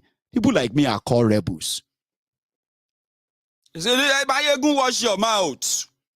Let us wash our mouth, okay? I mean, let's be very careful, okay? My brother, I know what I'm talking about. We need to be very see, we need to be careful. I did my research. I know what I'm talking about. This thing is spiritual. Baba ki lo de tori Ọlọ́run. Ṣé Naija ló yin lórí báyìí ni àbí ẹ̀yin lẹ kàn mọ́mọ́ ya wèrè ni? But whichever way, normal. Because even if you explain now, but all of them now bobo. Now waiting they want to say, Omo, don't worry. Everybody jare. You say pretend, Maiyegun pretend. Say, but I don't like to pretend. If you don't like to pretend, nobody will like you for you. Pretend. Just, play along. Say, but I don't feel cool playing along. Well, I go there be that too. Isn't it? So every one of us knows where we are in any way involved. And then when what do you call it? Whenever the consequences of all these choices are up, we should never forget the fact that sometimes we are always emotionally ready to be manipulated all by ourselves. So you get? Some of us will be say to mentally manipulate us. It go tough small, because even if you they do them right there where we did, the moment you stop talking, we'll begin to kind of psychoanalyze everything you have said, and from that moment you'll be like, oh no, that one I will. I know they believe that nonsense. Do you get that? Some of us are like that. They may throw in what is it called, tribal this or that. Doesn't mean that they love their tribes that they come from. Look at all of them. Every one of them, whether in the ministry of this or ministry of that, or appointed as this one or that one, look at all of them from your local government, from your ward, where you actually know people up close. And say, Honorable Timmy Priye, Alpha, waiting there. We don't see you for joint for area last week. Waiting apple, and we don't see your hand. Say, no worry, guys. I go show today. I go Abuja. We go do commission. We go do Congress. You go do Honorable. Which time you go show up because Congress, you get with this one when they talk to the share dollar. You see them, they are part of everything that is rotten there. I'm using that as an example of those who are closer to you, the people you see all the time, that you probably don't think what all of you are doing there is contributing to the life you are living there and the life other people are living around you too. And it is not different from what you are doing right there. It's not different from what they are doing in Abuja, the highest place. Same thing they are doing in all those offices that are, it depends on the category. And you, same way you do Thanksgiving, say they elect your brother as Speaker of local government council, House of Assembly, they call them local council. They appointed your brother as the speaker. Abi leader. No, not leader. Leader that they use for local government. Oh, they elected my brother as the speaker of a state assembly. You know the road to how he became that speaker. You know whose allegiance. The allegiance is pledging to who, Abi. You know all of that. The Thanksgiving all of you are doing is to make sure that now your time don't come. Egmont don't become speaker. You don't tell I won't go into business of oil. I've been thinking how to become a person where they get a petrol station, and suddenly, the money for petrol station, the money for shopping mall, the money for that your own complex from your Egmont speaker, Honorable, it has to come from anywhere, wherever it's going to come from. Okay, do you? You don't. Now that's the system they have replicated. So when they now said, he's a Yoruba man. They say, no, Yoruba people, I don't like your Denier or De Namumu. Namumu, they go out there, they fight tribal, this, tribal, that. Because that's the only thing you can actually do anyway. Okay? You can't really discuss any real conversation politically without talking about the fraudulent 1999 constitution that brought about this division in the first place. You can't have a reasonable conversation, call it political conversation, and ignore the foundation of all these rucos. No. You are lying to yourselves. Do you get that now? So, and if you look around you, everybody from your tribe, everyone from your ethnic nationality, everyone from your religion, from your church, people from your mosque, Moshalashi, the imam from your Imam League, people from your elite circle, and every one of them, they are all connected in what you are living today as Nigeria. Okay? And indeed, they know they deal as tribe, they know they deal as religious, this or that. They just deal based on sharing formula. Whatever they give you, take them for now. Fight for more. If you get more later. And if you are not careful, the little one will then give you, they fit take them too. Is this the survival of the fittest over your own common patrimony, your own commonwealth? Yes. Now, if you see through that, When they throw up tribal this, throw up ethnic that, throw up religious this, God that, you are just going to stay back and say, Emma Shoshin, Teba Shoshin, Ton, Chengbo, Teba Shori Bruku, Ton, Asoro. Igbo versus this, Yoruba versus that. When you are done with your weary and your orishirishi, right? We go have a conversation. No kuna still do as you want to do. You know, go get yourself involved and begin to run a kitty kata. You won't prove to them, I mean, Yoruba man, I don't take nonsense. On social media, where they talk, say 60 million people get out there, mental problem. 60 million Nigerians get mental problem. You can't go social media. They do, I'm going to prove to them I'm a Yoruba man. I'm going to teach this Igbo. I'm going to prove to them I'm an Igbo man. Let me tell you, you go just run. You may run mad, or you may already run mad. Told you mental health here. Told you, take care of your mental health. Nigerian situation and their development and everything they are doing there in a way, and Nigerians themselves, you must understand who they are, who you are, before you delve into it.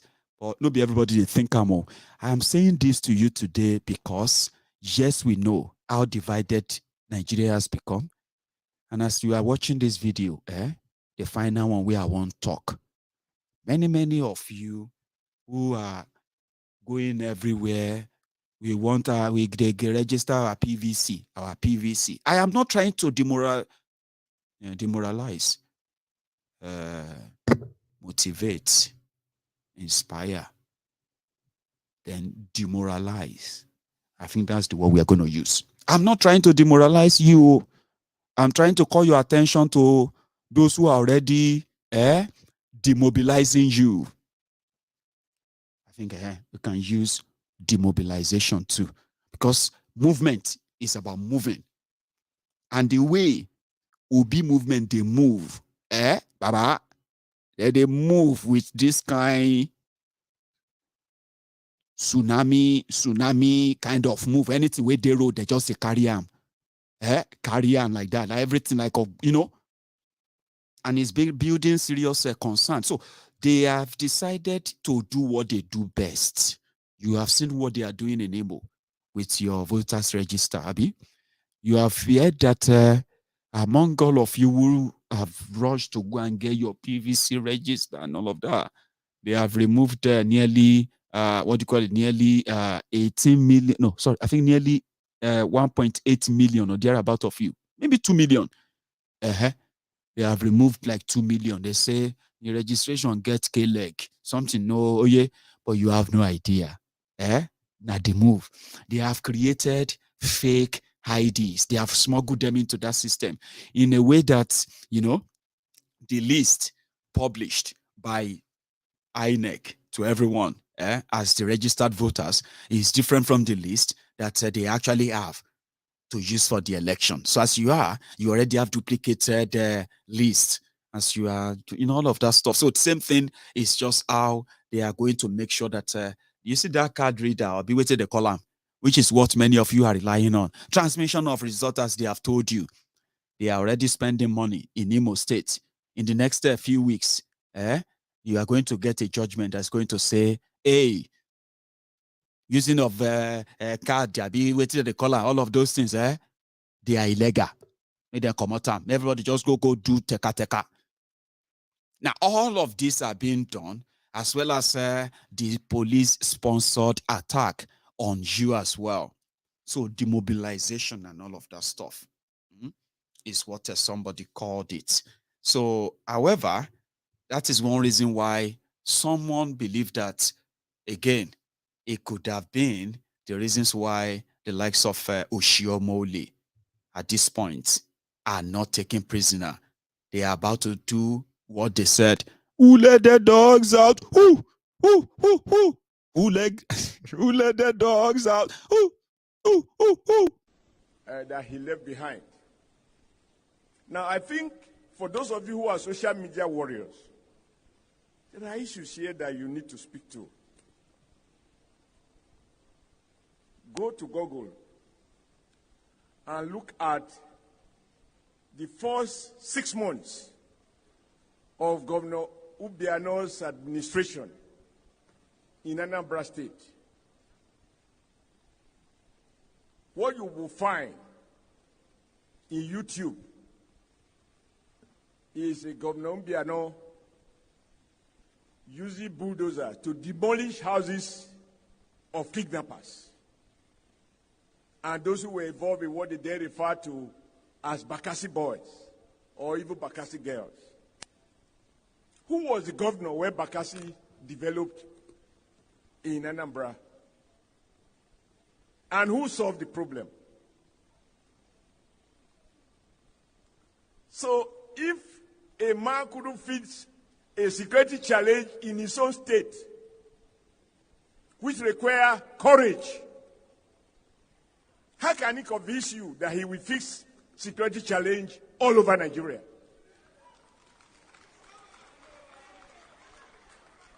Don't take it from me. Go to YouTube and find out the first 9 months of Governor Obiano and then ask yourself, who was his predecessor? As I said, I don't want to look for trouble. I'm a smallish man. Anybody can deal with me. Then ask Gogo, who was Obiano's predecessor? If he tell you,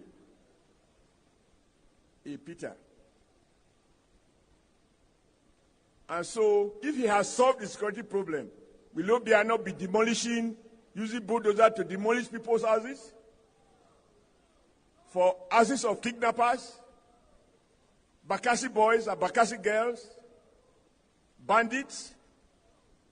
So when they say, I will fix Nigeria, did you fix your state? Number 3, you don't need to be lectured on this. Just watch Bola Tinubu on the stage or anywhere. Tremor on the hands. Instability on the legs.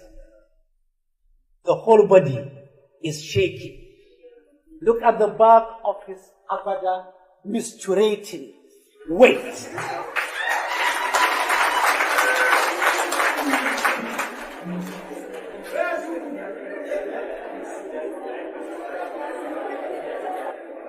Can I continue? Give me your silence, please.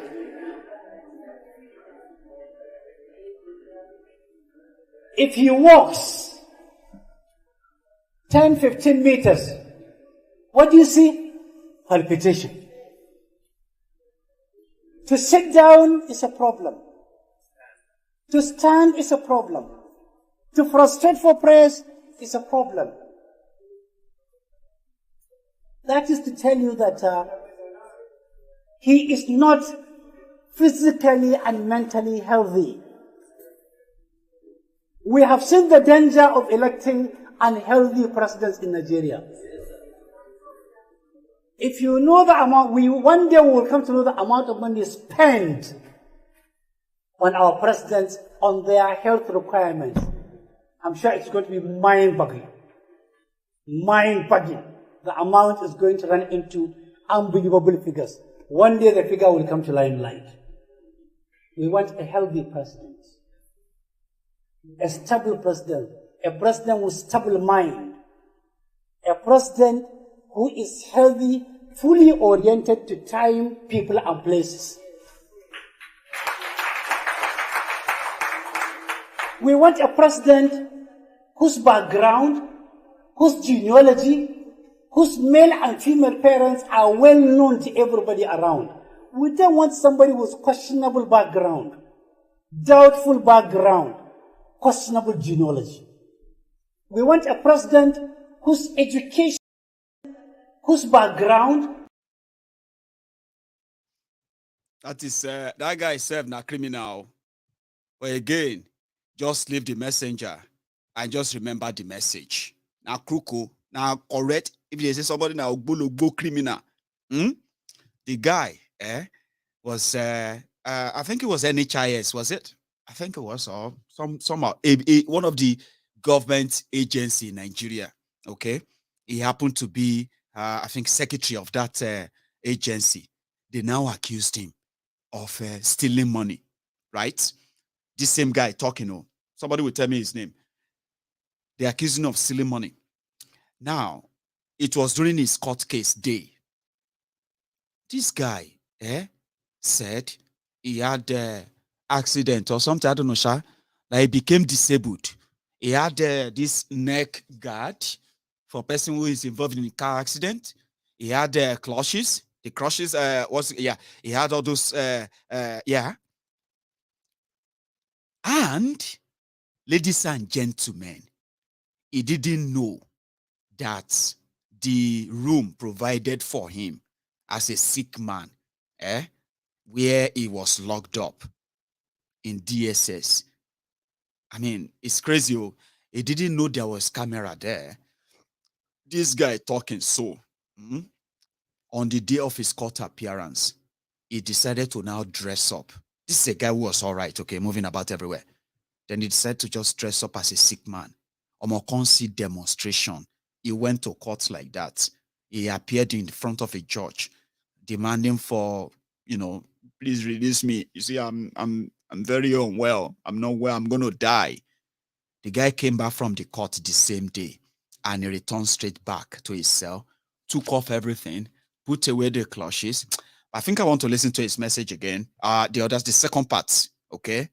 Just to let you know that the water, that this their fraudulent charade called election is going to spill over. I am begging you, the brethren of the Temple of Truth, if you pay attention very well, you will likely never going to get your emotion in any way attached to some of the horrible things that they are going to say about themselves. So I'm talking about one Nigerianist, okay? If you check everywhere, you can see the way they are attacking themselves now. Those who are one Nigerianist, and you see, the Igbos should go back to their region. That is from one Nigerianist, okay? You will never see anywhere that the Biafrans will say, we will never want any Yoruba. Every Yoruba in our land must leave our land when we become Biafra. You won't see any real person say that, okay? And you will never see anyone who is a a nationalist in Yoruba land, a pro-independence in Yoruba land, and start bragging and say, oh, if we get Yoruba land, we are going to chase away the Igbos.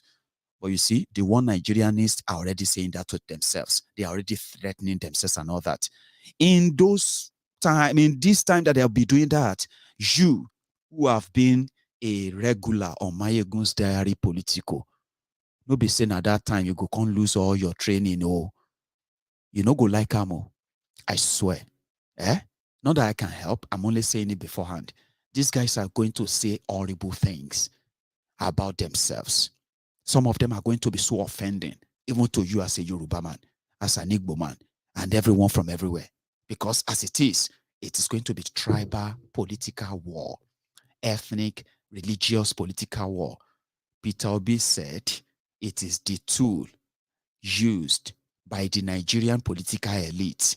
It doesn't really exist apart from the political era and political period. And this moment is the only time they make sure that they keep and remain in power in perpetuity. Okay? So it is just their tools. I'm saying it to you now, that you know that it is just their tools. You are not interested in their election. I don't think any member of this platform genuinely is interested in the charade. I have people who are interested here too, okay? Members of Maiyegun's Diary Politico. But nevertheless, I hope you remember that when you, what do you call it? When you are participating in their stuff, right? Peter Obi said that is their, that is their own stock in trade, okay? Throw in the tribal, ethnic, religious, everything.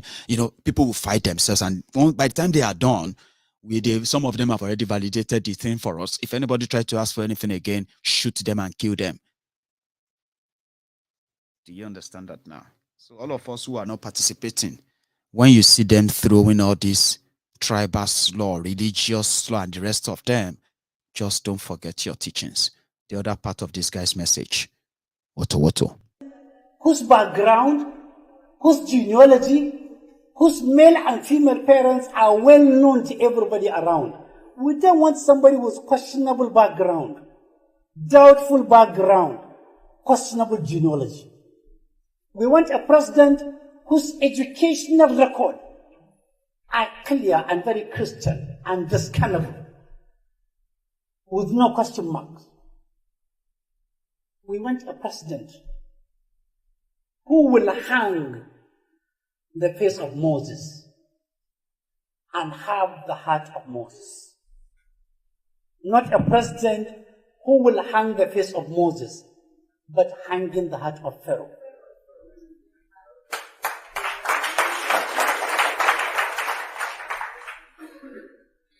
We want a president who is not being accused of cocaine peddling.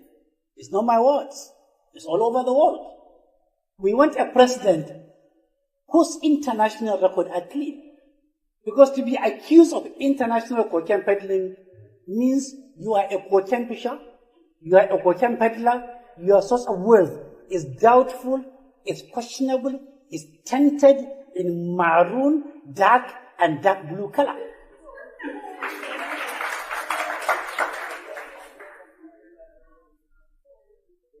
We want a president wherever he goes in Nigeria is home. Is home. Ask Tinubu, when you go to Katsina, who will accommodate you? Everybody will be running away from him. In Sokoto, why is he accommodation? In Sokoto, in Zamfara, in Kebbi. In Kano, he will be accommodated by the dollar-receiving governor. But in substantial part of Nigeria, he is not home. A stranger, unknown to the communities. You don't vote a stranger to be your president. You don't want a stranger who doesn't know about your feelings to be your president. He will. That is from somebody who came from a place where Boko came from. Who came from a place that produced Boko as president. You see all those conditions. Everything don't settle down. That's a B, to call you. Now, all of now they waste your time. All those things you are talking now for your pockets. The people that will do the job, they are already lining up. The leader that will be the leader, that's your business. He's already told you, he said, he's not going to ask Old Rock to go and do a carpentry job. So it's not going there to be a physical DC. No. All of you now, it no send you. As a B, we won't collect, don't collect. For example, they say the wife of Labour Party chairman in Lagos, that Foluke Daramola, you remember, her husband is called Kayode Salako. Okay. So until 3 months ago, Kayode Salako, I'm with other political parties as we know how they do it in Nigeria. After APC, PDP, every other party in Nigeria, they are loyal to either APC or PDP. That's how it has always been. Okay. In 1999, we had AD versus PDP versus ANPP. Back then, AD gave their ticket to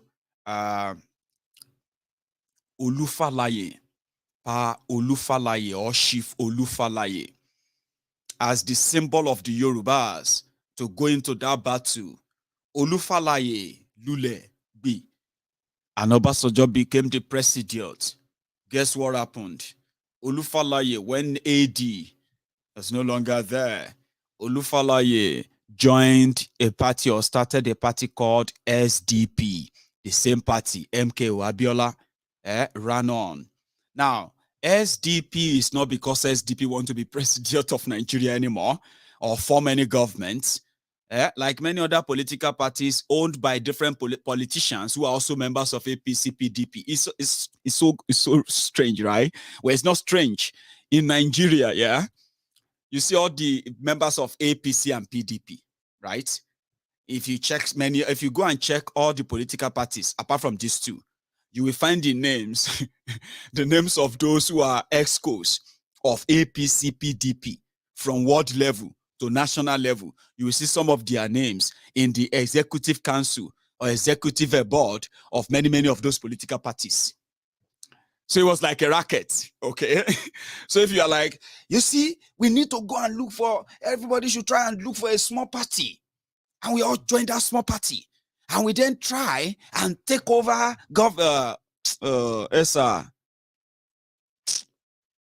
Omi ti gbabe bridge koja, nkan ti koja be se ri yen. Go and form party ke. Party to ti form lede yi.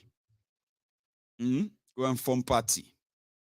So until 3 months ago, many, Lagos State political parties are extension of APC or Tinubu's generosity. Okay? So which simply means if you want to make something, that is why every election, Tinubu know they get too much opposition. Okay? All the political parties, their ESCOs and the rest of them, they just need to call them and say, oh yeah, everybody, come to Alausa. Asiwaju want to see everybody, all the political leaders, chairmen, and everybody. You will see them. They say, labor. Then make a call Isime. Isime, where you there? I beg you get time, You see that that form, that thing where I give you, that registration, Labour Party registration, that thing, bring and come. I dey Keja now. We get one meeting with Asiwaju. You go there as Labour chair. Sure you get. That's how they run it. That's why when the election is coming, they settle them, and you begin to see. You begin to see on the day of election. You begin to see ADC party agents, sharing money to voters, telling them to go and vote for APC. And you be like, I be my eyes they deceive me, Nike. Is it that my eyes are deceiving me? How come the Labour Party or Green Party agent is now the conductor for APC on the day of election? Share my eyes, they deceive me. Baba, your eyes know they deceive you. Everybody, they bobo everybody. Share you get me? Everybody, they bobo everybody. Now, person will allow himself to be boboed. Now, they come back later, they feel like, oh, they don't cheat me, sha. Every one of you who is interested in the fraud, you are available to be boboed. You will see them and say, oh, this country don't corrupt. Are you not a DC agent? I have a DC ledger, 2 APC. May you collect your bar, may them give you now. You want talk story, Abi, you want waste your votes? You want waste your vote on Labour? I be Labour. I see me, I be Labour. But today, we have to vote for people who can win. Now, I'm speaking from experience, by the way.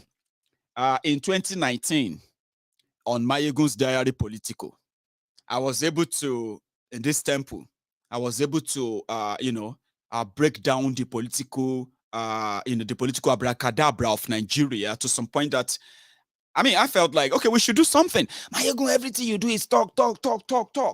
We need to do something, Maiyegun. We need to do something. I said, okay. If you want us to do something, what we have to do then is that let us go and support the people who are the victims of the bad governance. Okay, let's support them. Maybe if they get the support, if they get enough funding, they can vote for themselves, mobilize, like their life depend on it. If 1, 2, 3 of them should gain access to power and they make some changes, they can help others. And that's a very beautiful idea.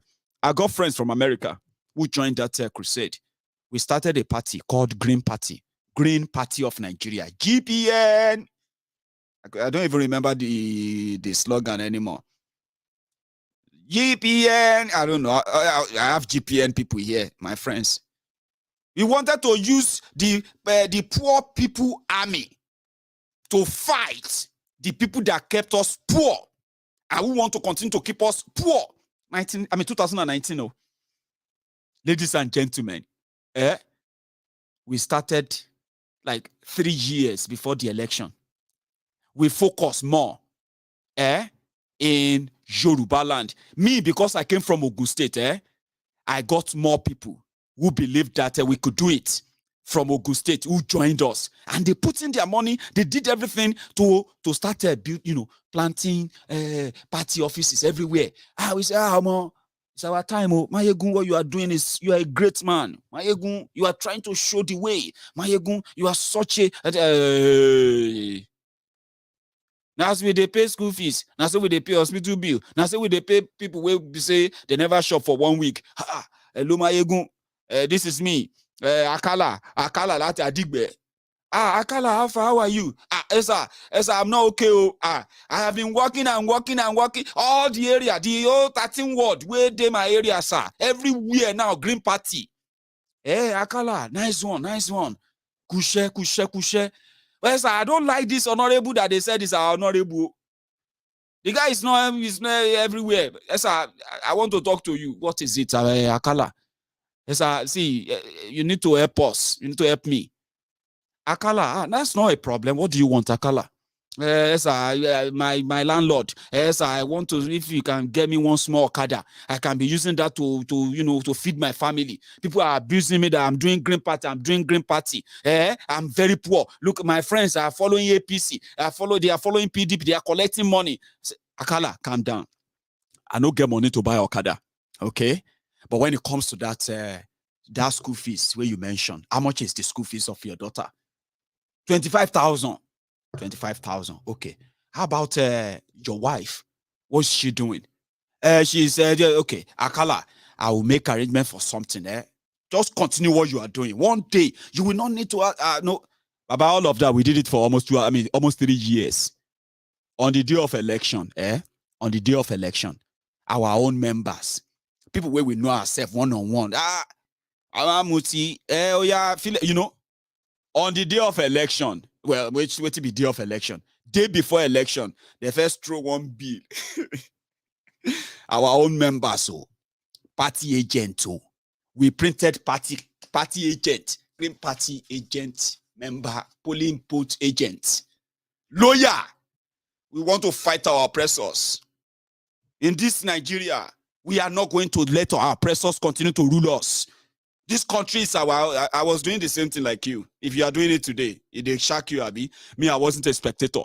I went into the war, but now halfway, and I realized that the soldiers where they carry go war, everybody don't sell their tool. Imagine say you carry gun, you carry weapon, give people. So war. We go any die and I die. May everybody could die. May we forget everything. Let's Maiyegun, thank you so much. We like people like you to inspire us. They can't share weapons. Say, take, we'll go fight our. Then you look back, you realize all of them don't sell the weapon. 200 naira. Baba, you won't buy this cutlass. No mind the way now from Scotland, the way they come from. Oh. If all of us do what we want to do now, the way they go back. No, besides, I wasn't contesting anything. No, I be motivator. I do motivator. Inspiration now. Yeah. Aspire to aspire, patriotic Nigeria, this, we need to Ushisco. When I look back, I want to take a weapon. Timoya will ticket January 1st, 2019, February election, January 1st. Chesi Tishiwa, Waniko ye, he never change. Kama pademo, Ishe Martinimo. On the day of election, tomorrow is election. Now you then come and say, Maiyegun, wala deo, say waiting be the wala. They say, the list of the agents where we want go and use for election tomorrow. They don't throw all our tag, they don't throw them to us, say, God go punish you with your tag. Which tag? Why are they going to throw the tag? Tomorrow is the D-Day now. What happened?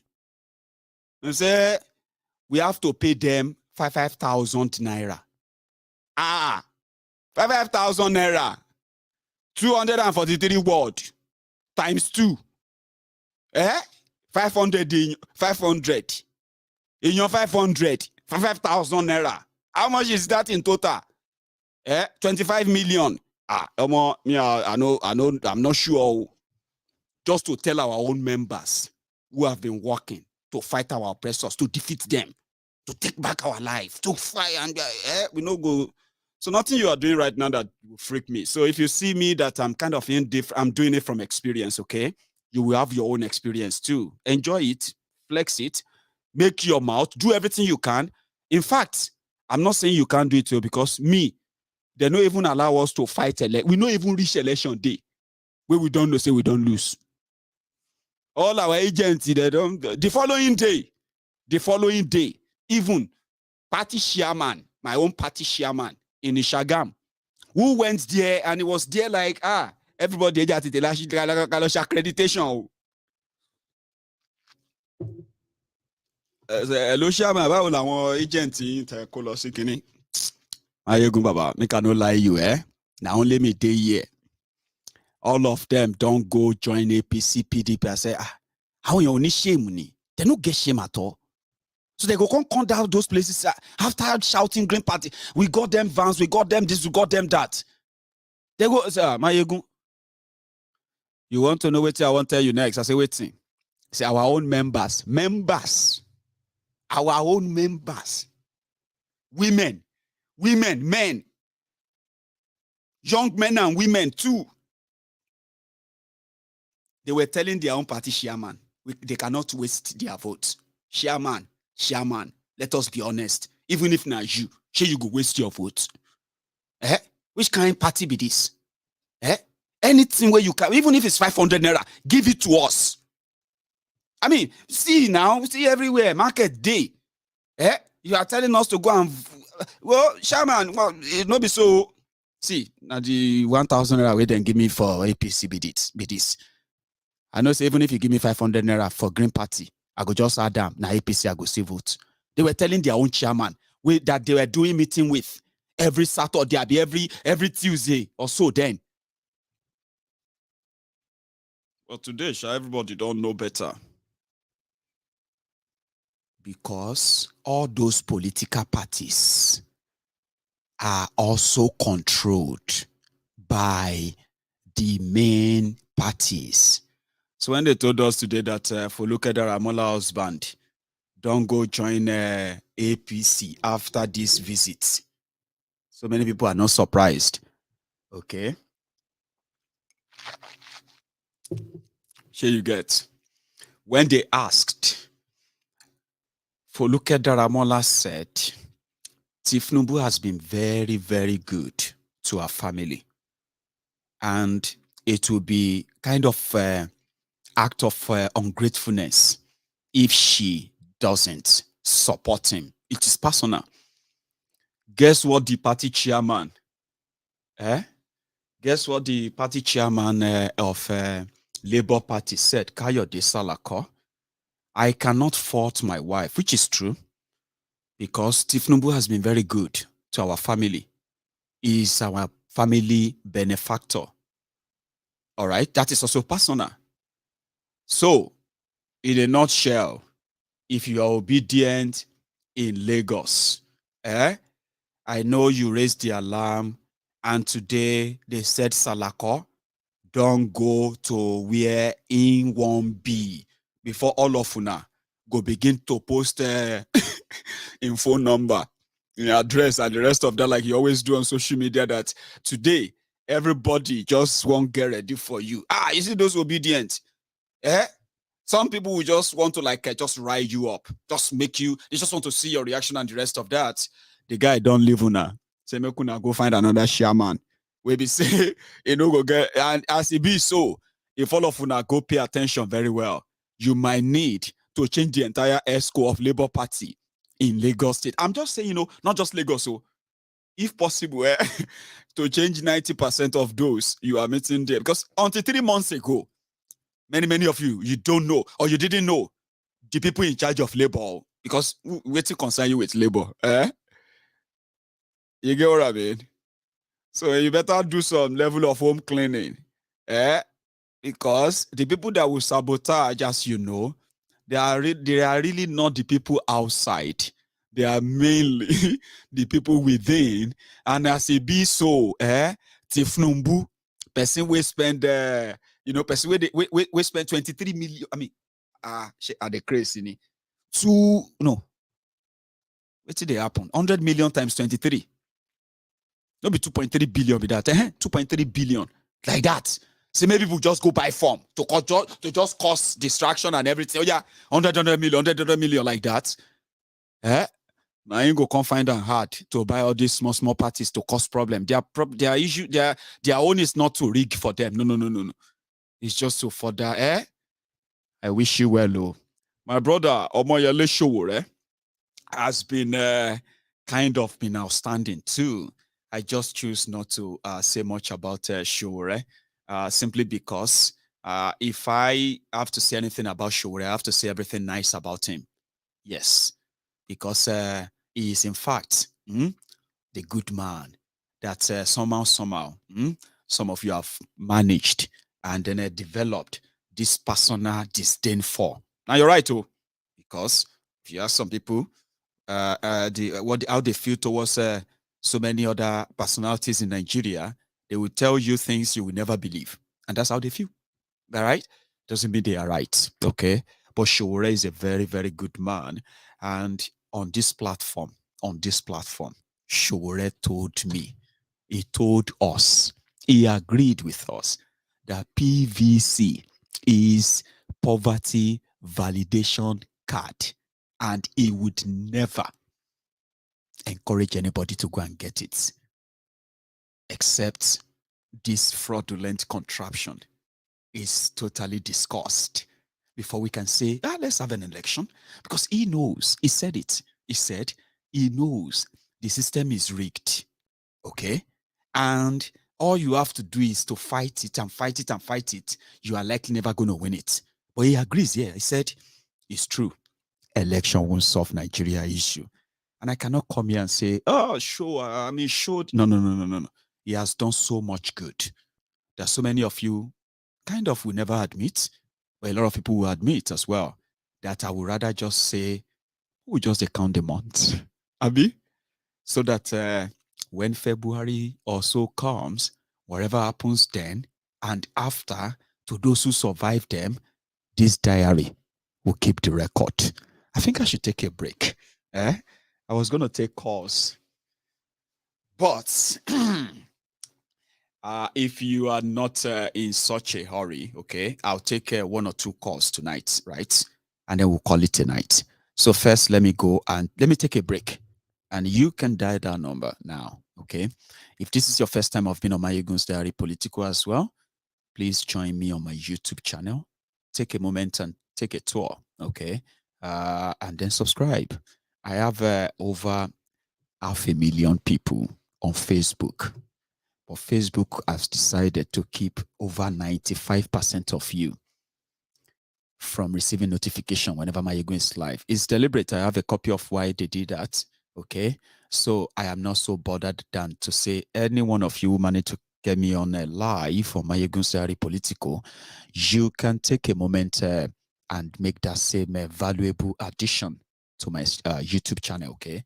I mean, it's the same thing anyway. The same kind of, content, but much like beneficial to the creator if you join my channel on YouTube. So you can make my YouTube get to 100,000 at least. I have over 500,000 on Facebook. Imagine if just 40,000 of you decided to make up that number on YouTube. I'm just asking. It is all voluntary. I'll be back and I'll take calls soon.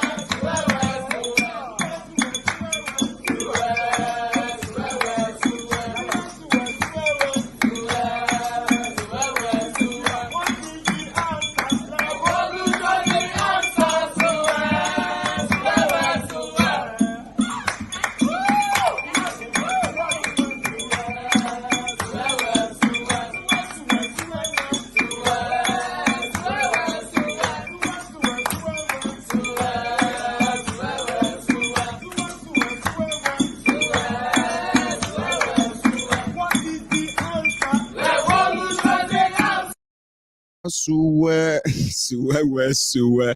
Now, thank you so much again for the time we've spent together tonight.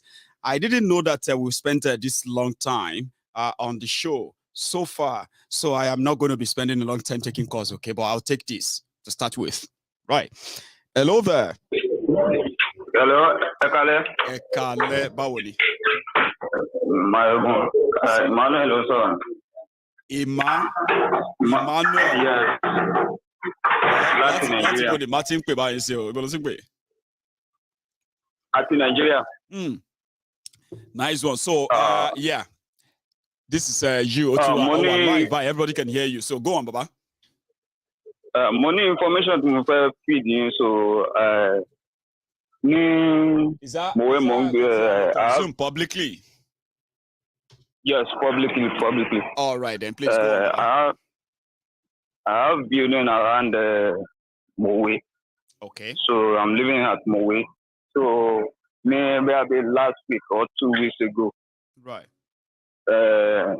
One rented a house, like 2-story building with 4 or 6 flats. Okay. So one rented from Fulani machinery. Close so to Ati Sampara. Yes, close to between one day. So Ati Sampara. Or not to be on Walati Ninu trailer. So if I'm not exaggerating, there are more than 400 young men.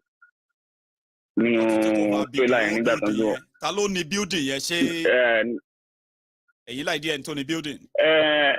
Any Tony building, okay. So, but all rent okay. Agent rent a house out. So it could be like 4 months right. I didn't come in London. I didn't look only on Shadelo agent to go. Only to rent at the end of the day, I come out for 400 men. When I want to go, so Lago, I'm going to military exercise.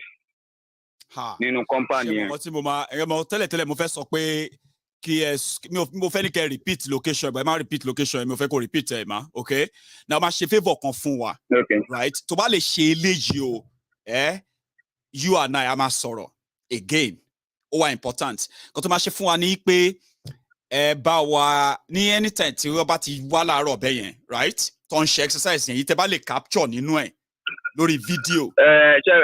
Nǹkan tó ṣẹlẹ̀ due to pressurizing our landlord, so àti lé wọn kó ń bẹ̀ yẹn. Oh, ẹ ti manage lé wọn? Okay. Àti manage láti lé wọn kó ń bẹ̀. Ibi tó move lọ àrùn inú Mòwe náà ni wọ́n ní Ìmẹ̀dù, but mi ò mọ location bẹ̀ yẹn. Nínú Mòwe yẹn náà ni. Now, kò yẹlé làwa máa ṣe é sìn, èyí ti sọ publicly sìn, right? There is possibility kò yẹ pé àwọn èèyàn tó máa have that similar information wà lórí platform yìí tó ń wò wá bye, right? They are possibly going to be adding their own info too. Tó lè ti wá kọjá. Okay, the reason why I'm saying this, there are a lot of people that are based abroad. So wọ́n lè máa mọ nǹkan tó ń ṣẹlẹ̀ ńlé. So tí wọ́n bá fẹ́ rent ilé fún yàn, they should come be careful, come there find out àwọn ẹni tó fẹ́ rent ilé fún gangan. Check that point me. Very so valid. that is the point. Baba, so very valid. Somebody military exercise lálẹ́. Náà láàárọ̀ tó bá di lálẹ́, they will pick themselves like 2 or 3. Wọ́n máa rìn àdúgbò káàkiri, wọ́n wo nǹkan tó ń ṣẹlẹ̀. Survey everywhere, surveillance. They are surveying everywhere. So we just managed to chase them out. That's good. So that's why thank you so much for sharing that with us. I've been listening to you since 2014, and this is the first time I'm calling. God bless you, and I'm happy that you managed to call through as well, and then you share this very vital information with us as well. So, Baba, thank you so much. Okay, and stay safe. Yes, thank you. Thank you. Nice one. That's Emmanuel calling from an area in Ogun State next to Lagos, called Mowe, for those who know Mowe very well. He said, a few months back, there's this empty building in their area unoccupied. So for a very long time. But just a few months ago, the building received these strange guests. More than 400 Fulani and all these northerners who are like dumped there. And, every morning they will see them doing kind of, military exercise or training and all that around the compound until the community landlord, the area, the landlord of the area came together to manage to push them out of that place. Like it became a serious stuff. But that didn't push them away from the area. According to Emmanuel, they have been hearing that after leaving their own area in Mowe, in that same Mowe, in another part of Mowe, right? They have moved on there. So if you have been from any part of this, if you are from any part of these areas, it is good if you please share your information as publicly as you can, okay? If the first criteria of combating a crime in a way, or in a way being in control of crime and all that, is to follow this simple step that if you see something, say something. Okay, you may not know the life of the next person, maybe depending on it. What will happen the next minute, right? Could be in a way putting your life, the life of people you love, in jeopardy, that it could be totally out of your control. So it is advised in this modern day and time, if you see something, say something, okay? If you can't say it, tell somebody who can. It is very, very important. You may be saving lives. Hello there. Hello, Maiyegun General. Yes, sir. How are you? I greet you, my brother. You too much. I greet you too. Thank you. If you must know, I'm calling from Atlanta. From Atlanta, not that it matters. Yeah, not that it matters. Not that it matters. Oh, it does matter. Listen, everyone who takes time, what I do most of the time is that everyone from every part of the world, especially if you are calling from outside Nigeria, where I live as well, sometimes the question we ask ourselves is that how do people listen to this guy for hours? And that's the question I ask myself too. You know what I mean? Like, how do they? So when you now have to call me in, I do appreciate if I know where you're calling from. So it matters, Baba. Maiyegun, I will listen to you for days. I have an Igbo mother, and I will not disclose where my father comes from. There is something I really want to point out, and it's a big, very big shame. Even on your platform as you speak, in other platforms, even on the comment section, you see Igbo attack Yoruba. Yoruba attack. If you call Tinubu, all the Yoruba will attack you, they will pick offense. It's a shame. I know. It's a shame. Hello. Hello? Papa, I'm with you. It's a shame. Yeah, go on. It's a shame. And some of them think some will tell you I went to this school and that, and you live in America. You live in UK.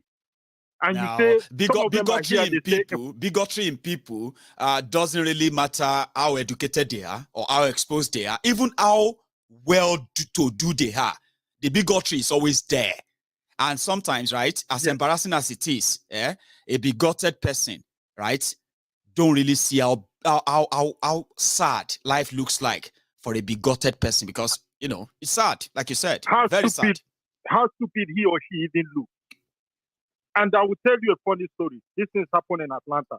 Please. This is by the way, but I will say it. There's this guy here in Atlanta. You know how they come to America. America is the only place you have to make money, this and that. Yeah. He came to America, made money, became okay, not made money. He wanted to bring his mother to Atlanta, his parents to Atlanta. When he did the DNA test, he found out that his father is not his father. He's not the person. He's a Yoruba friend. Like I told you, all my friends are Yoruba to start with. So all along, he thought he was a Yoruba man. So if his real father was an Igbo man, and he has hated Igbo and he has said a lot of terrible things has he about not Yorubas. Killed himself? Yes. Has he not killed himself? You see, even on other platforms, you see, the person, the people in Cross River, Yana people, they matter. People matter. Biro people matter. But in every platform, the only thing you hear is Fulani, Hausa, Hausa, this and that. They're always fighting themselves. You know what I mean? This one will say, I went to this school. You don't even know you are stupid. You are the only person I've listened to, because I've listened to all of them. that has been unbiased. That has been unbiased. You understand? Even as you're talking now, some people are saying, why are you calling him Tinubu? I don't care if Tinubu. No, that's why it is. You know what I do most of the time? I love to remind my people here and say, listen, I am not perfect myself, okay? Sometimes, right, we might want to let off the steam ourselves in a way where we just want to do this online spat exchanges and all that. Yeah. But I always kind of try to remind everyone who has spent a lot of hours. I mean, a lot of you have, if they have to put all the hours you have actually watched Maiyegun together, you have spent thousands of hours for years now. So I keep saying that whatever happens, please do not give in to that emotion that will prompt you to feel like, he just said something about Igbos there. I'm going to reply him. That's what the Yorubas does. No. Because what you'll be doing is that it never ends. It never ends. It never ends. If I'm not say this, I'll probably say it in English. They don't put anybody where we could change my narrative. I don't swear oath as they tell you so. Say I must fight oppression and suppression. And if I see anybody suppressing or oppressing anybody, I go mend them. That is the human in you. That's what I've been saying. That if you have that humanity in you, listen, when you see something wrong, you are not going to first ask, is that person Yoruba, Igbo, or Hausa, or is that person African, or whatever? You're not going to ask. The instinct at first is that no, that is wrong. Come on, man, don't do that. Don't do that to him. Don't touch her like that. That's humanity in you. In Nigeria, they go say, you know what you do? Kill him. They're supposed to kill themselves. Why now are all we doing these that? People, now all these Fulani people, they be terrorists. Your papa no be terrorist. If you know what terrorist means. You understand? So you are doing a very good job. Hello. I'll keep on. Yeah, please do. And please continue to sanitize these people. Because you see the story I told you. If that guy had all along killing Igbo people, maybe his father is an Igbo man. Yes. And how is he going to actually have to live with that? Exactly. So let us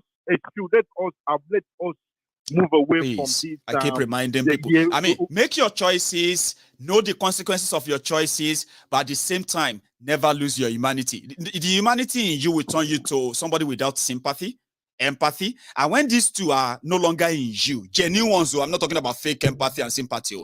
Genuine ones, if they're no longer in you, you become a sociopath. People who have no real feelings except for what they are interested in. Fascist and all that. That doesn't serve anybody's interest. It doesn't. It doesn't. So all my friends, like I told you, I started earlier, Yoruba people. I don't have any Igbo friends. Not that I chose them by, it was intentional. It rhymes with me. I went to school in Cross River. So I mingled with all those minority people. They accept me as brother. I did a little bit of college in Nigeria and I blended with, I did it just to keep afloat because my parents wanted me to know Nigeria very well. Then I came back to the States. But I blended with all these minority people, all those people who send you. Everywhere. Nobody cares where you're from. And there's a question I always ask them. When did you even know that you're an Igbo man or Yoruba man? You all of a sudden, your papa is speaking Igbo or Yoruba. So if your papa was speaking Igbo or Yoruba, conversely, what would you have done? So I see people, they stylishly, like Akata would say, they sneak in tribalism and bigotry, thinking that we are. And to make it worse, our people love to cherry pick what they think. They can say, if you say, but why did you do this? Say, can't you see that we have to treat him like that? I say, okay, why didn't you treat that one like that? No, it's a different one. Okay, that one is a different case. All right. What is different there? They are similar, but you don't get it. I mean, that's how they cherry pick in a way to further kind of validate their hypocrisy. I won't stop saying it. And I have people who have probably kind of have a sort of a rethink many times. They've said it to me. Like, Maiyegun, I have to be honest to you, right? I never used to see things like that. Seriously, I'm educated, I traveled a lot, right? But there's always this thing in me that always reminded me to be very, very careful of the Yorubas. Oh, there's something in me that always said that I should be very, very careful of the Igbos. But you see, there are times I have managed to now said, hang on, I've never had any bad experiences with any Igbo, Hausa, or anybody. For real, personally. So why should I then just treat everyone what I've been told or how I've been told to treat them. Then he said, but Maiyegun, you made it a bit more understandable because in your own case, you made us realize that there are people who are actually benefiting from what they have made you to become, which is not in your own interest. And that's why they preach that. So if you stop becoming that to them, they will lose. And that's the battle we are after now. Like trying to make everybody stop following the dictates of those who never wish us well. Hey, and they're in America. They're in UK. They're everywhere. It They don't go matter. to class. If they go to class, they write a test. They give them their right course. They didn't. They go look for a job. They employ them. Okay, but when you go back home, you say these people. So you don't like equality and justice. Some of them will say, "I want to be equality and justice." You know, they for politics. You be. I don't know the right thing. There's one more thing I want to say. Yeah. If you can comment on this, I said this is passionate. Please tell Nigeria to stop stealing from the Niger Delta. They should stop devastating and messing up the environment for the likes of whoever. I don't want to call names so that it doesn't. Everybody can listen and hear that. And we can also at the same time say, if not later, it should be sooner, right? They should also stop encouraging Nigeria to keep destroying, degrading the environment and to continue, right, to risk the life of the people living in that area by what they call the gas flaring, SUF and all of that. They too should stop, please. They are hearing both you and I. We are delivering together now. Yeah, we are delivering, and there is something I want to further comment on. Please. Based on the work, the kind of work I do, I do sometimes I do environmental science. You know, I'm a scientist. So my company sometimes we clean Ogoni. When I go there, when we're cleaning Ogoni, these are American companies. You see the devastation, how they mess up the environment. And yet you have somebody sitting in Sokoto, another one sitting in Oyo. I don't care. And you are the one ripping from these people. Isn't it wrong? Isn't it wrong? When we Very wrong. Stop, Baba, you are in America. You are an environmentalist. Yeah, you are in America. You are an environmentalist, you said, Abi. Now, in America, when I was reading about the reasons why America is not issuing a new license to oil exploration in America, and they said for people to get a license to drill oil in America, when you realize what the conditions are, including soil protection, including avoiding spillage, including what it will take if you have one single drop of spillage of oil, how you have to dig everywhere, take all the soil away, pack them like say coronavirus, whatever. Now, at the end of the day, that's the standard. It is not profitable for people to drill oil in America. And to some people, that saves the environment. If you have visited Niger Delta, you are going to agree with America that they should never allow any drilling. Maiyegun, if I must disclose one more, I'm deeply entrenched in the Niger Delta. I know what is going on. So the injustice done to Niger Delta by these so-called Nigerians that sit and speak English as if they sabi book, it's irritating. A day of reckoning is coming. Every one of them will pay. And the ones that support them sit on the side and say, oh, na my Yoruba brother, na my Hausa brother. He go copy, he go read you now, one by one. He go touch because everybody. This is still planet Earth. This is still planet Earth. The world has not ended and it's not ending anytime soon. The things that you guys are doing to the Niger Delta, if I don't come back at you, my children will. If my children don't, my children will. So let us, yes. Equality and social justice for all Africans, that's what I stand for. I greet you, my brother. God bless you so much for your time and then the one you share with us as well, okay? Stay safe and have a good one too. So this is where I am going to draw the curtain, as usual. Our time is up. I would have taken more calls as usual, but as we speak, our time is up. So thank you so much for spending your evening with me again, okay? If you are just joining us, you can, you can just move this back on YouTube and you can start watching again. It's quite interesting to some extent. It's meant to be the Sunday sermon, but just manage them as it is. It's a long watch, an interesting one. And if this is your first time, you probably would love it and see more as well. Thank you very much to my super chatters, the sharers, the commenters, the likers, the subscribers, just everyone who, the callers as well, who indeed made tonight a kind of an interesting one. Okay, thank you. I'm going to see you some other time. Until then, don't stop watching Maiyegun. Don't. Good night.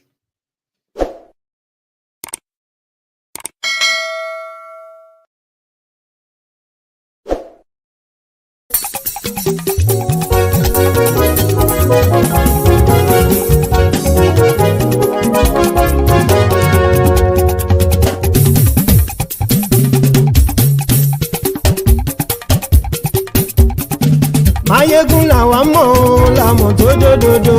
Maiyegun diary Nayibi #1. Maiyegun làwa mọ̀ làmọ̀ tó dòdòdò. Maiyegun diary Nayibi #1. Maiyegun ti dé o ọ̀rẹ́ ará ìlú. Maiyegun diary Nayibi #1. Lórí Facebook lórí YouTube. Maiyegun diary Nayibi #1. Gbogbo bó ṣe ń lọ ni Maiyegun já wa sí. Maiyegun diary Nayibi #1. Àṣírí ọ̀jẹ̀lú kì í bò níbẹ̀ o. Maiyegun diary Nayibi #1. Bó bá ṣe eré àní Maiyegun máa wí. Maiyegun diary Nayibi #1. Ó sì tún ṣe eré wàá gbọ́ níbẹ̀ o. Maiyegun diary Nayibi #1. Maiyegun diary political. Maiyegun diary Nayibi #1. Godfatherism kò sí lọ́rọ̀ Maiyegun. Maiyegun diary Nayibi #1. Ẹ farabalẹ̀ sẹ́ o kẹgọ́rọ̀ lẹ́nu o. Maiyegun diary Nayibi #1. Àní Maiyegun làwa mọ̀ tó dòdòdò. Maiyegun diary Nayibi #1.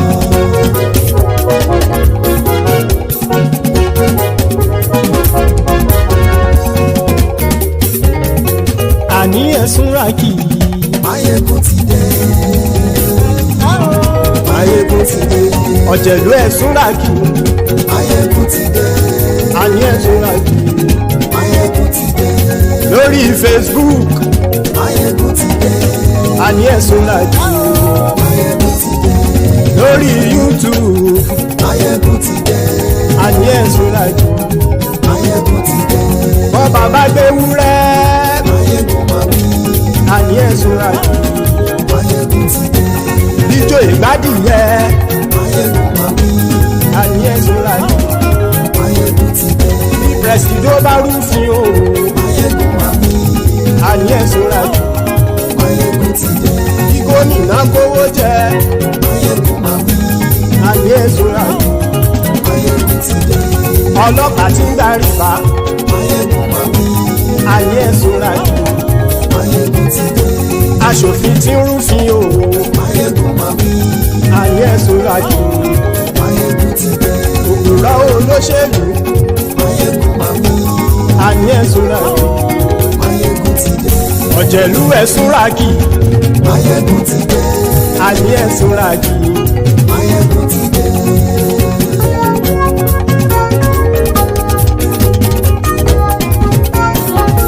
Maiyegun ti dé. Gbogbo ọ̀jẹ̀lú ẹ̀sùn ràkì. Maiyegun ti dé. Gbogbo ọ̀jẹ̀lú ẹ̀sùn ràkì. Ṣùgbọ́n ní bá ti ṣe èyí tó yẹ kí wọ́n ṣe, ọmọ bá dèrò ní fi wọ́n níran o. Maiyegun ti dé. Gbogbo ọ̀jẹ̀lú ẹ̀sùn ràkì. Maiyegun ti dé. Gbogbo ọ̀jẹ̀lú ẹ̀sùn ràkì. Ṣùgbọ́n ní bá ti ṣe èyí tó yẹ kí wọ́n ṣe, ọmọ bá dèrò ní fi wọ́n níran. Wọ́n fowó bẹ́ẹ̀ o. Maiyegun ó sọ pé wọ́n ò bẹ́ẹ̀. Wọ́n fowó bẹ́ẹ̀. Maiyegun ó sọ pé wọ́n ò bẹ́ẹ̀.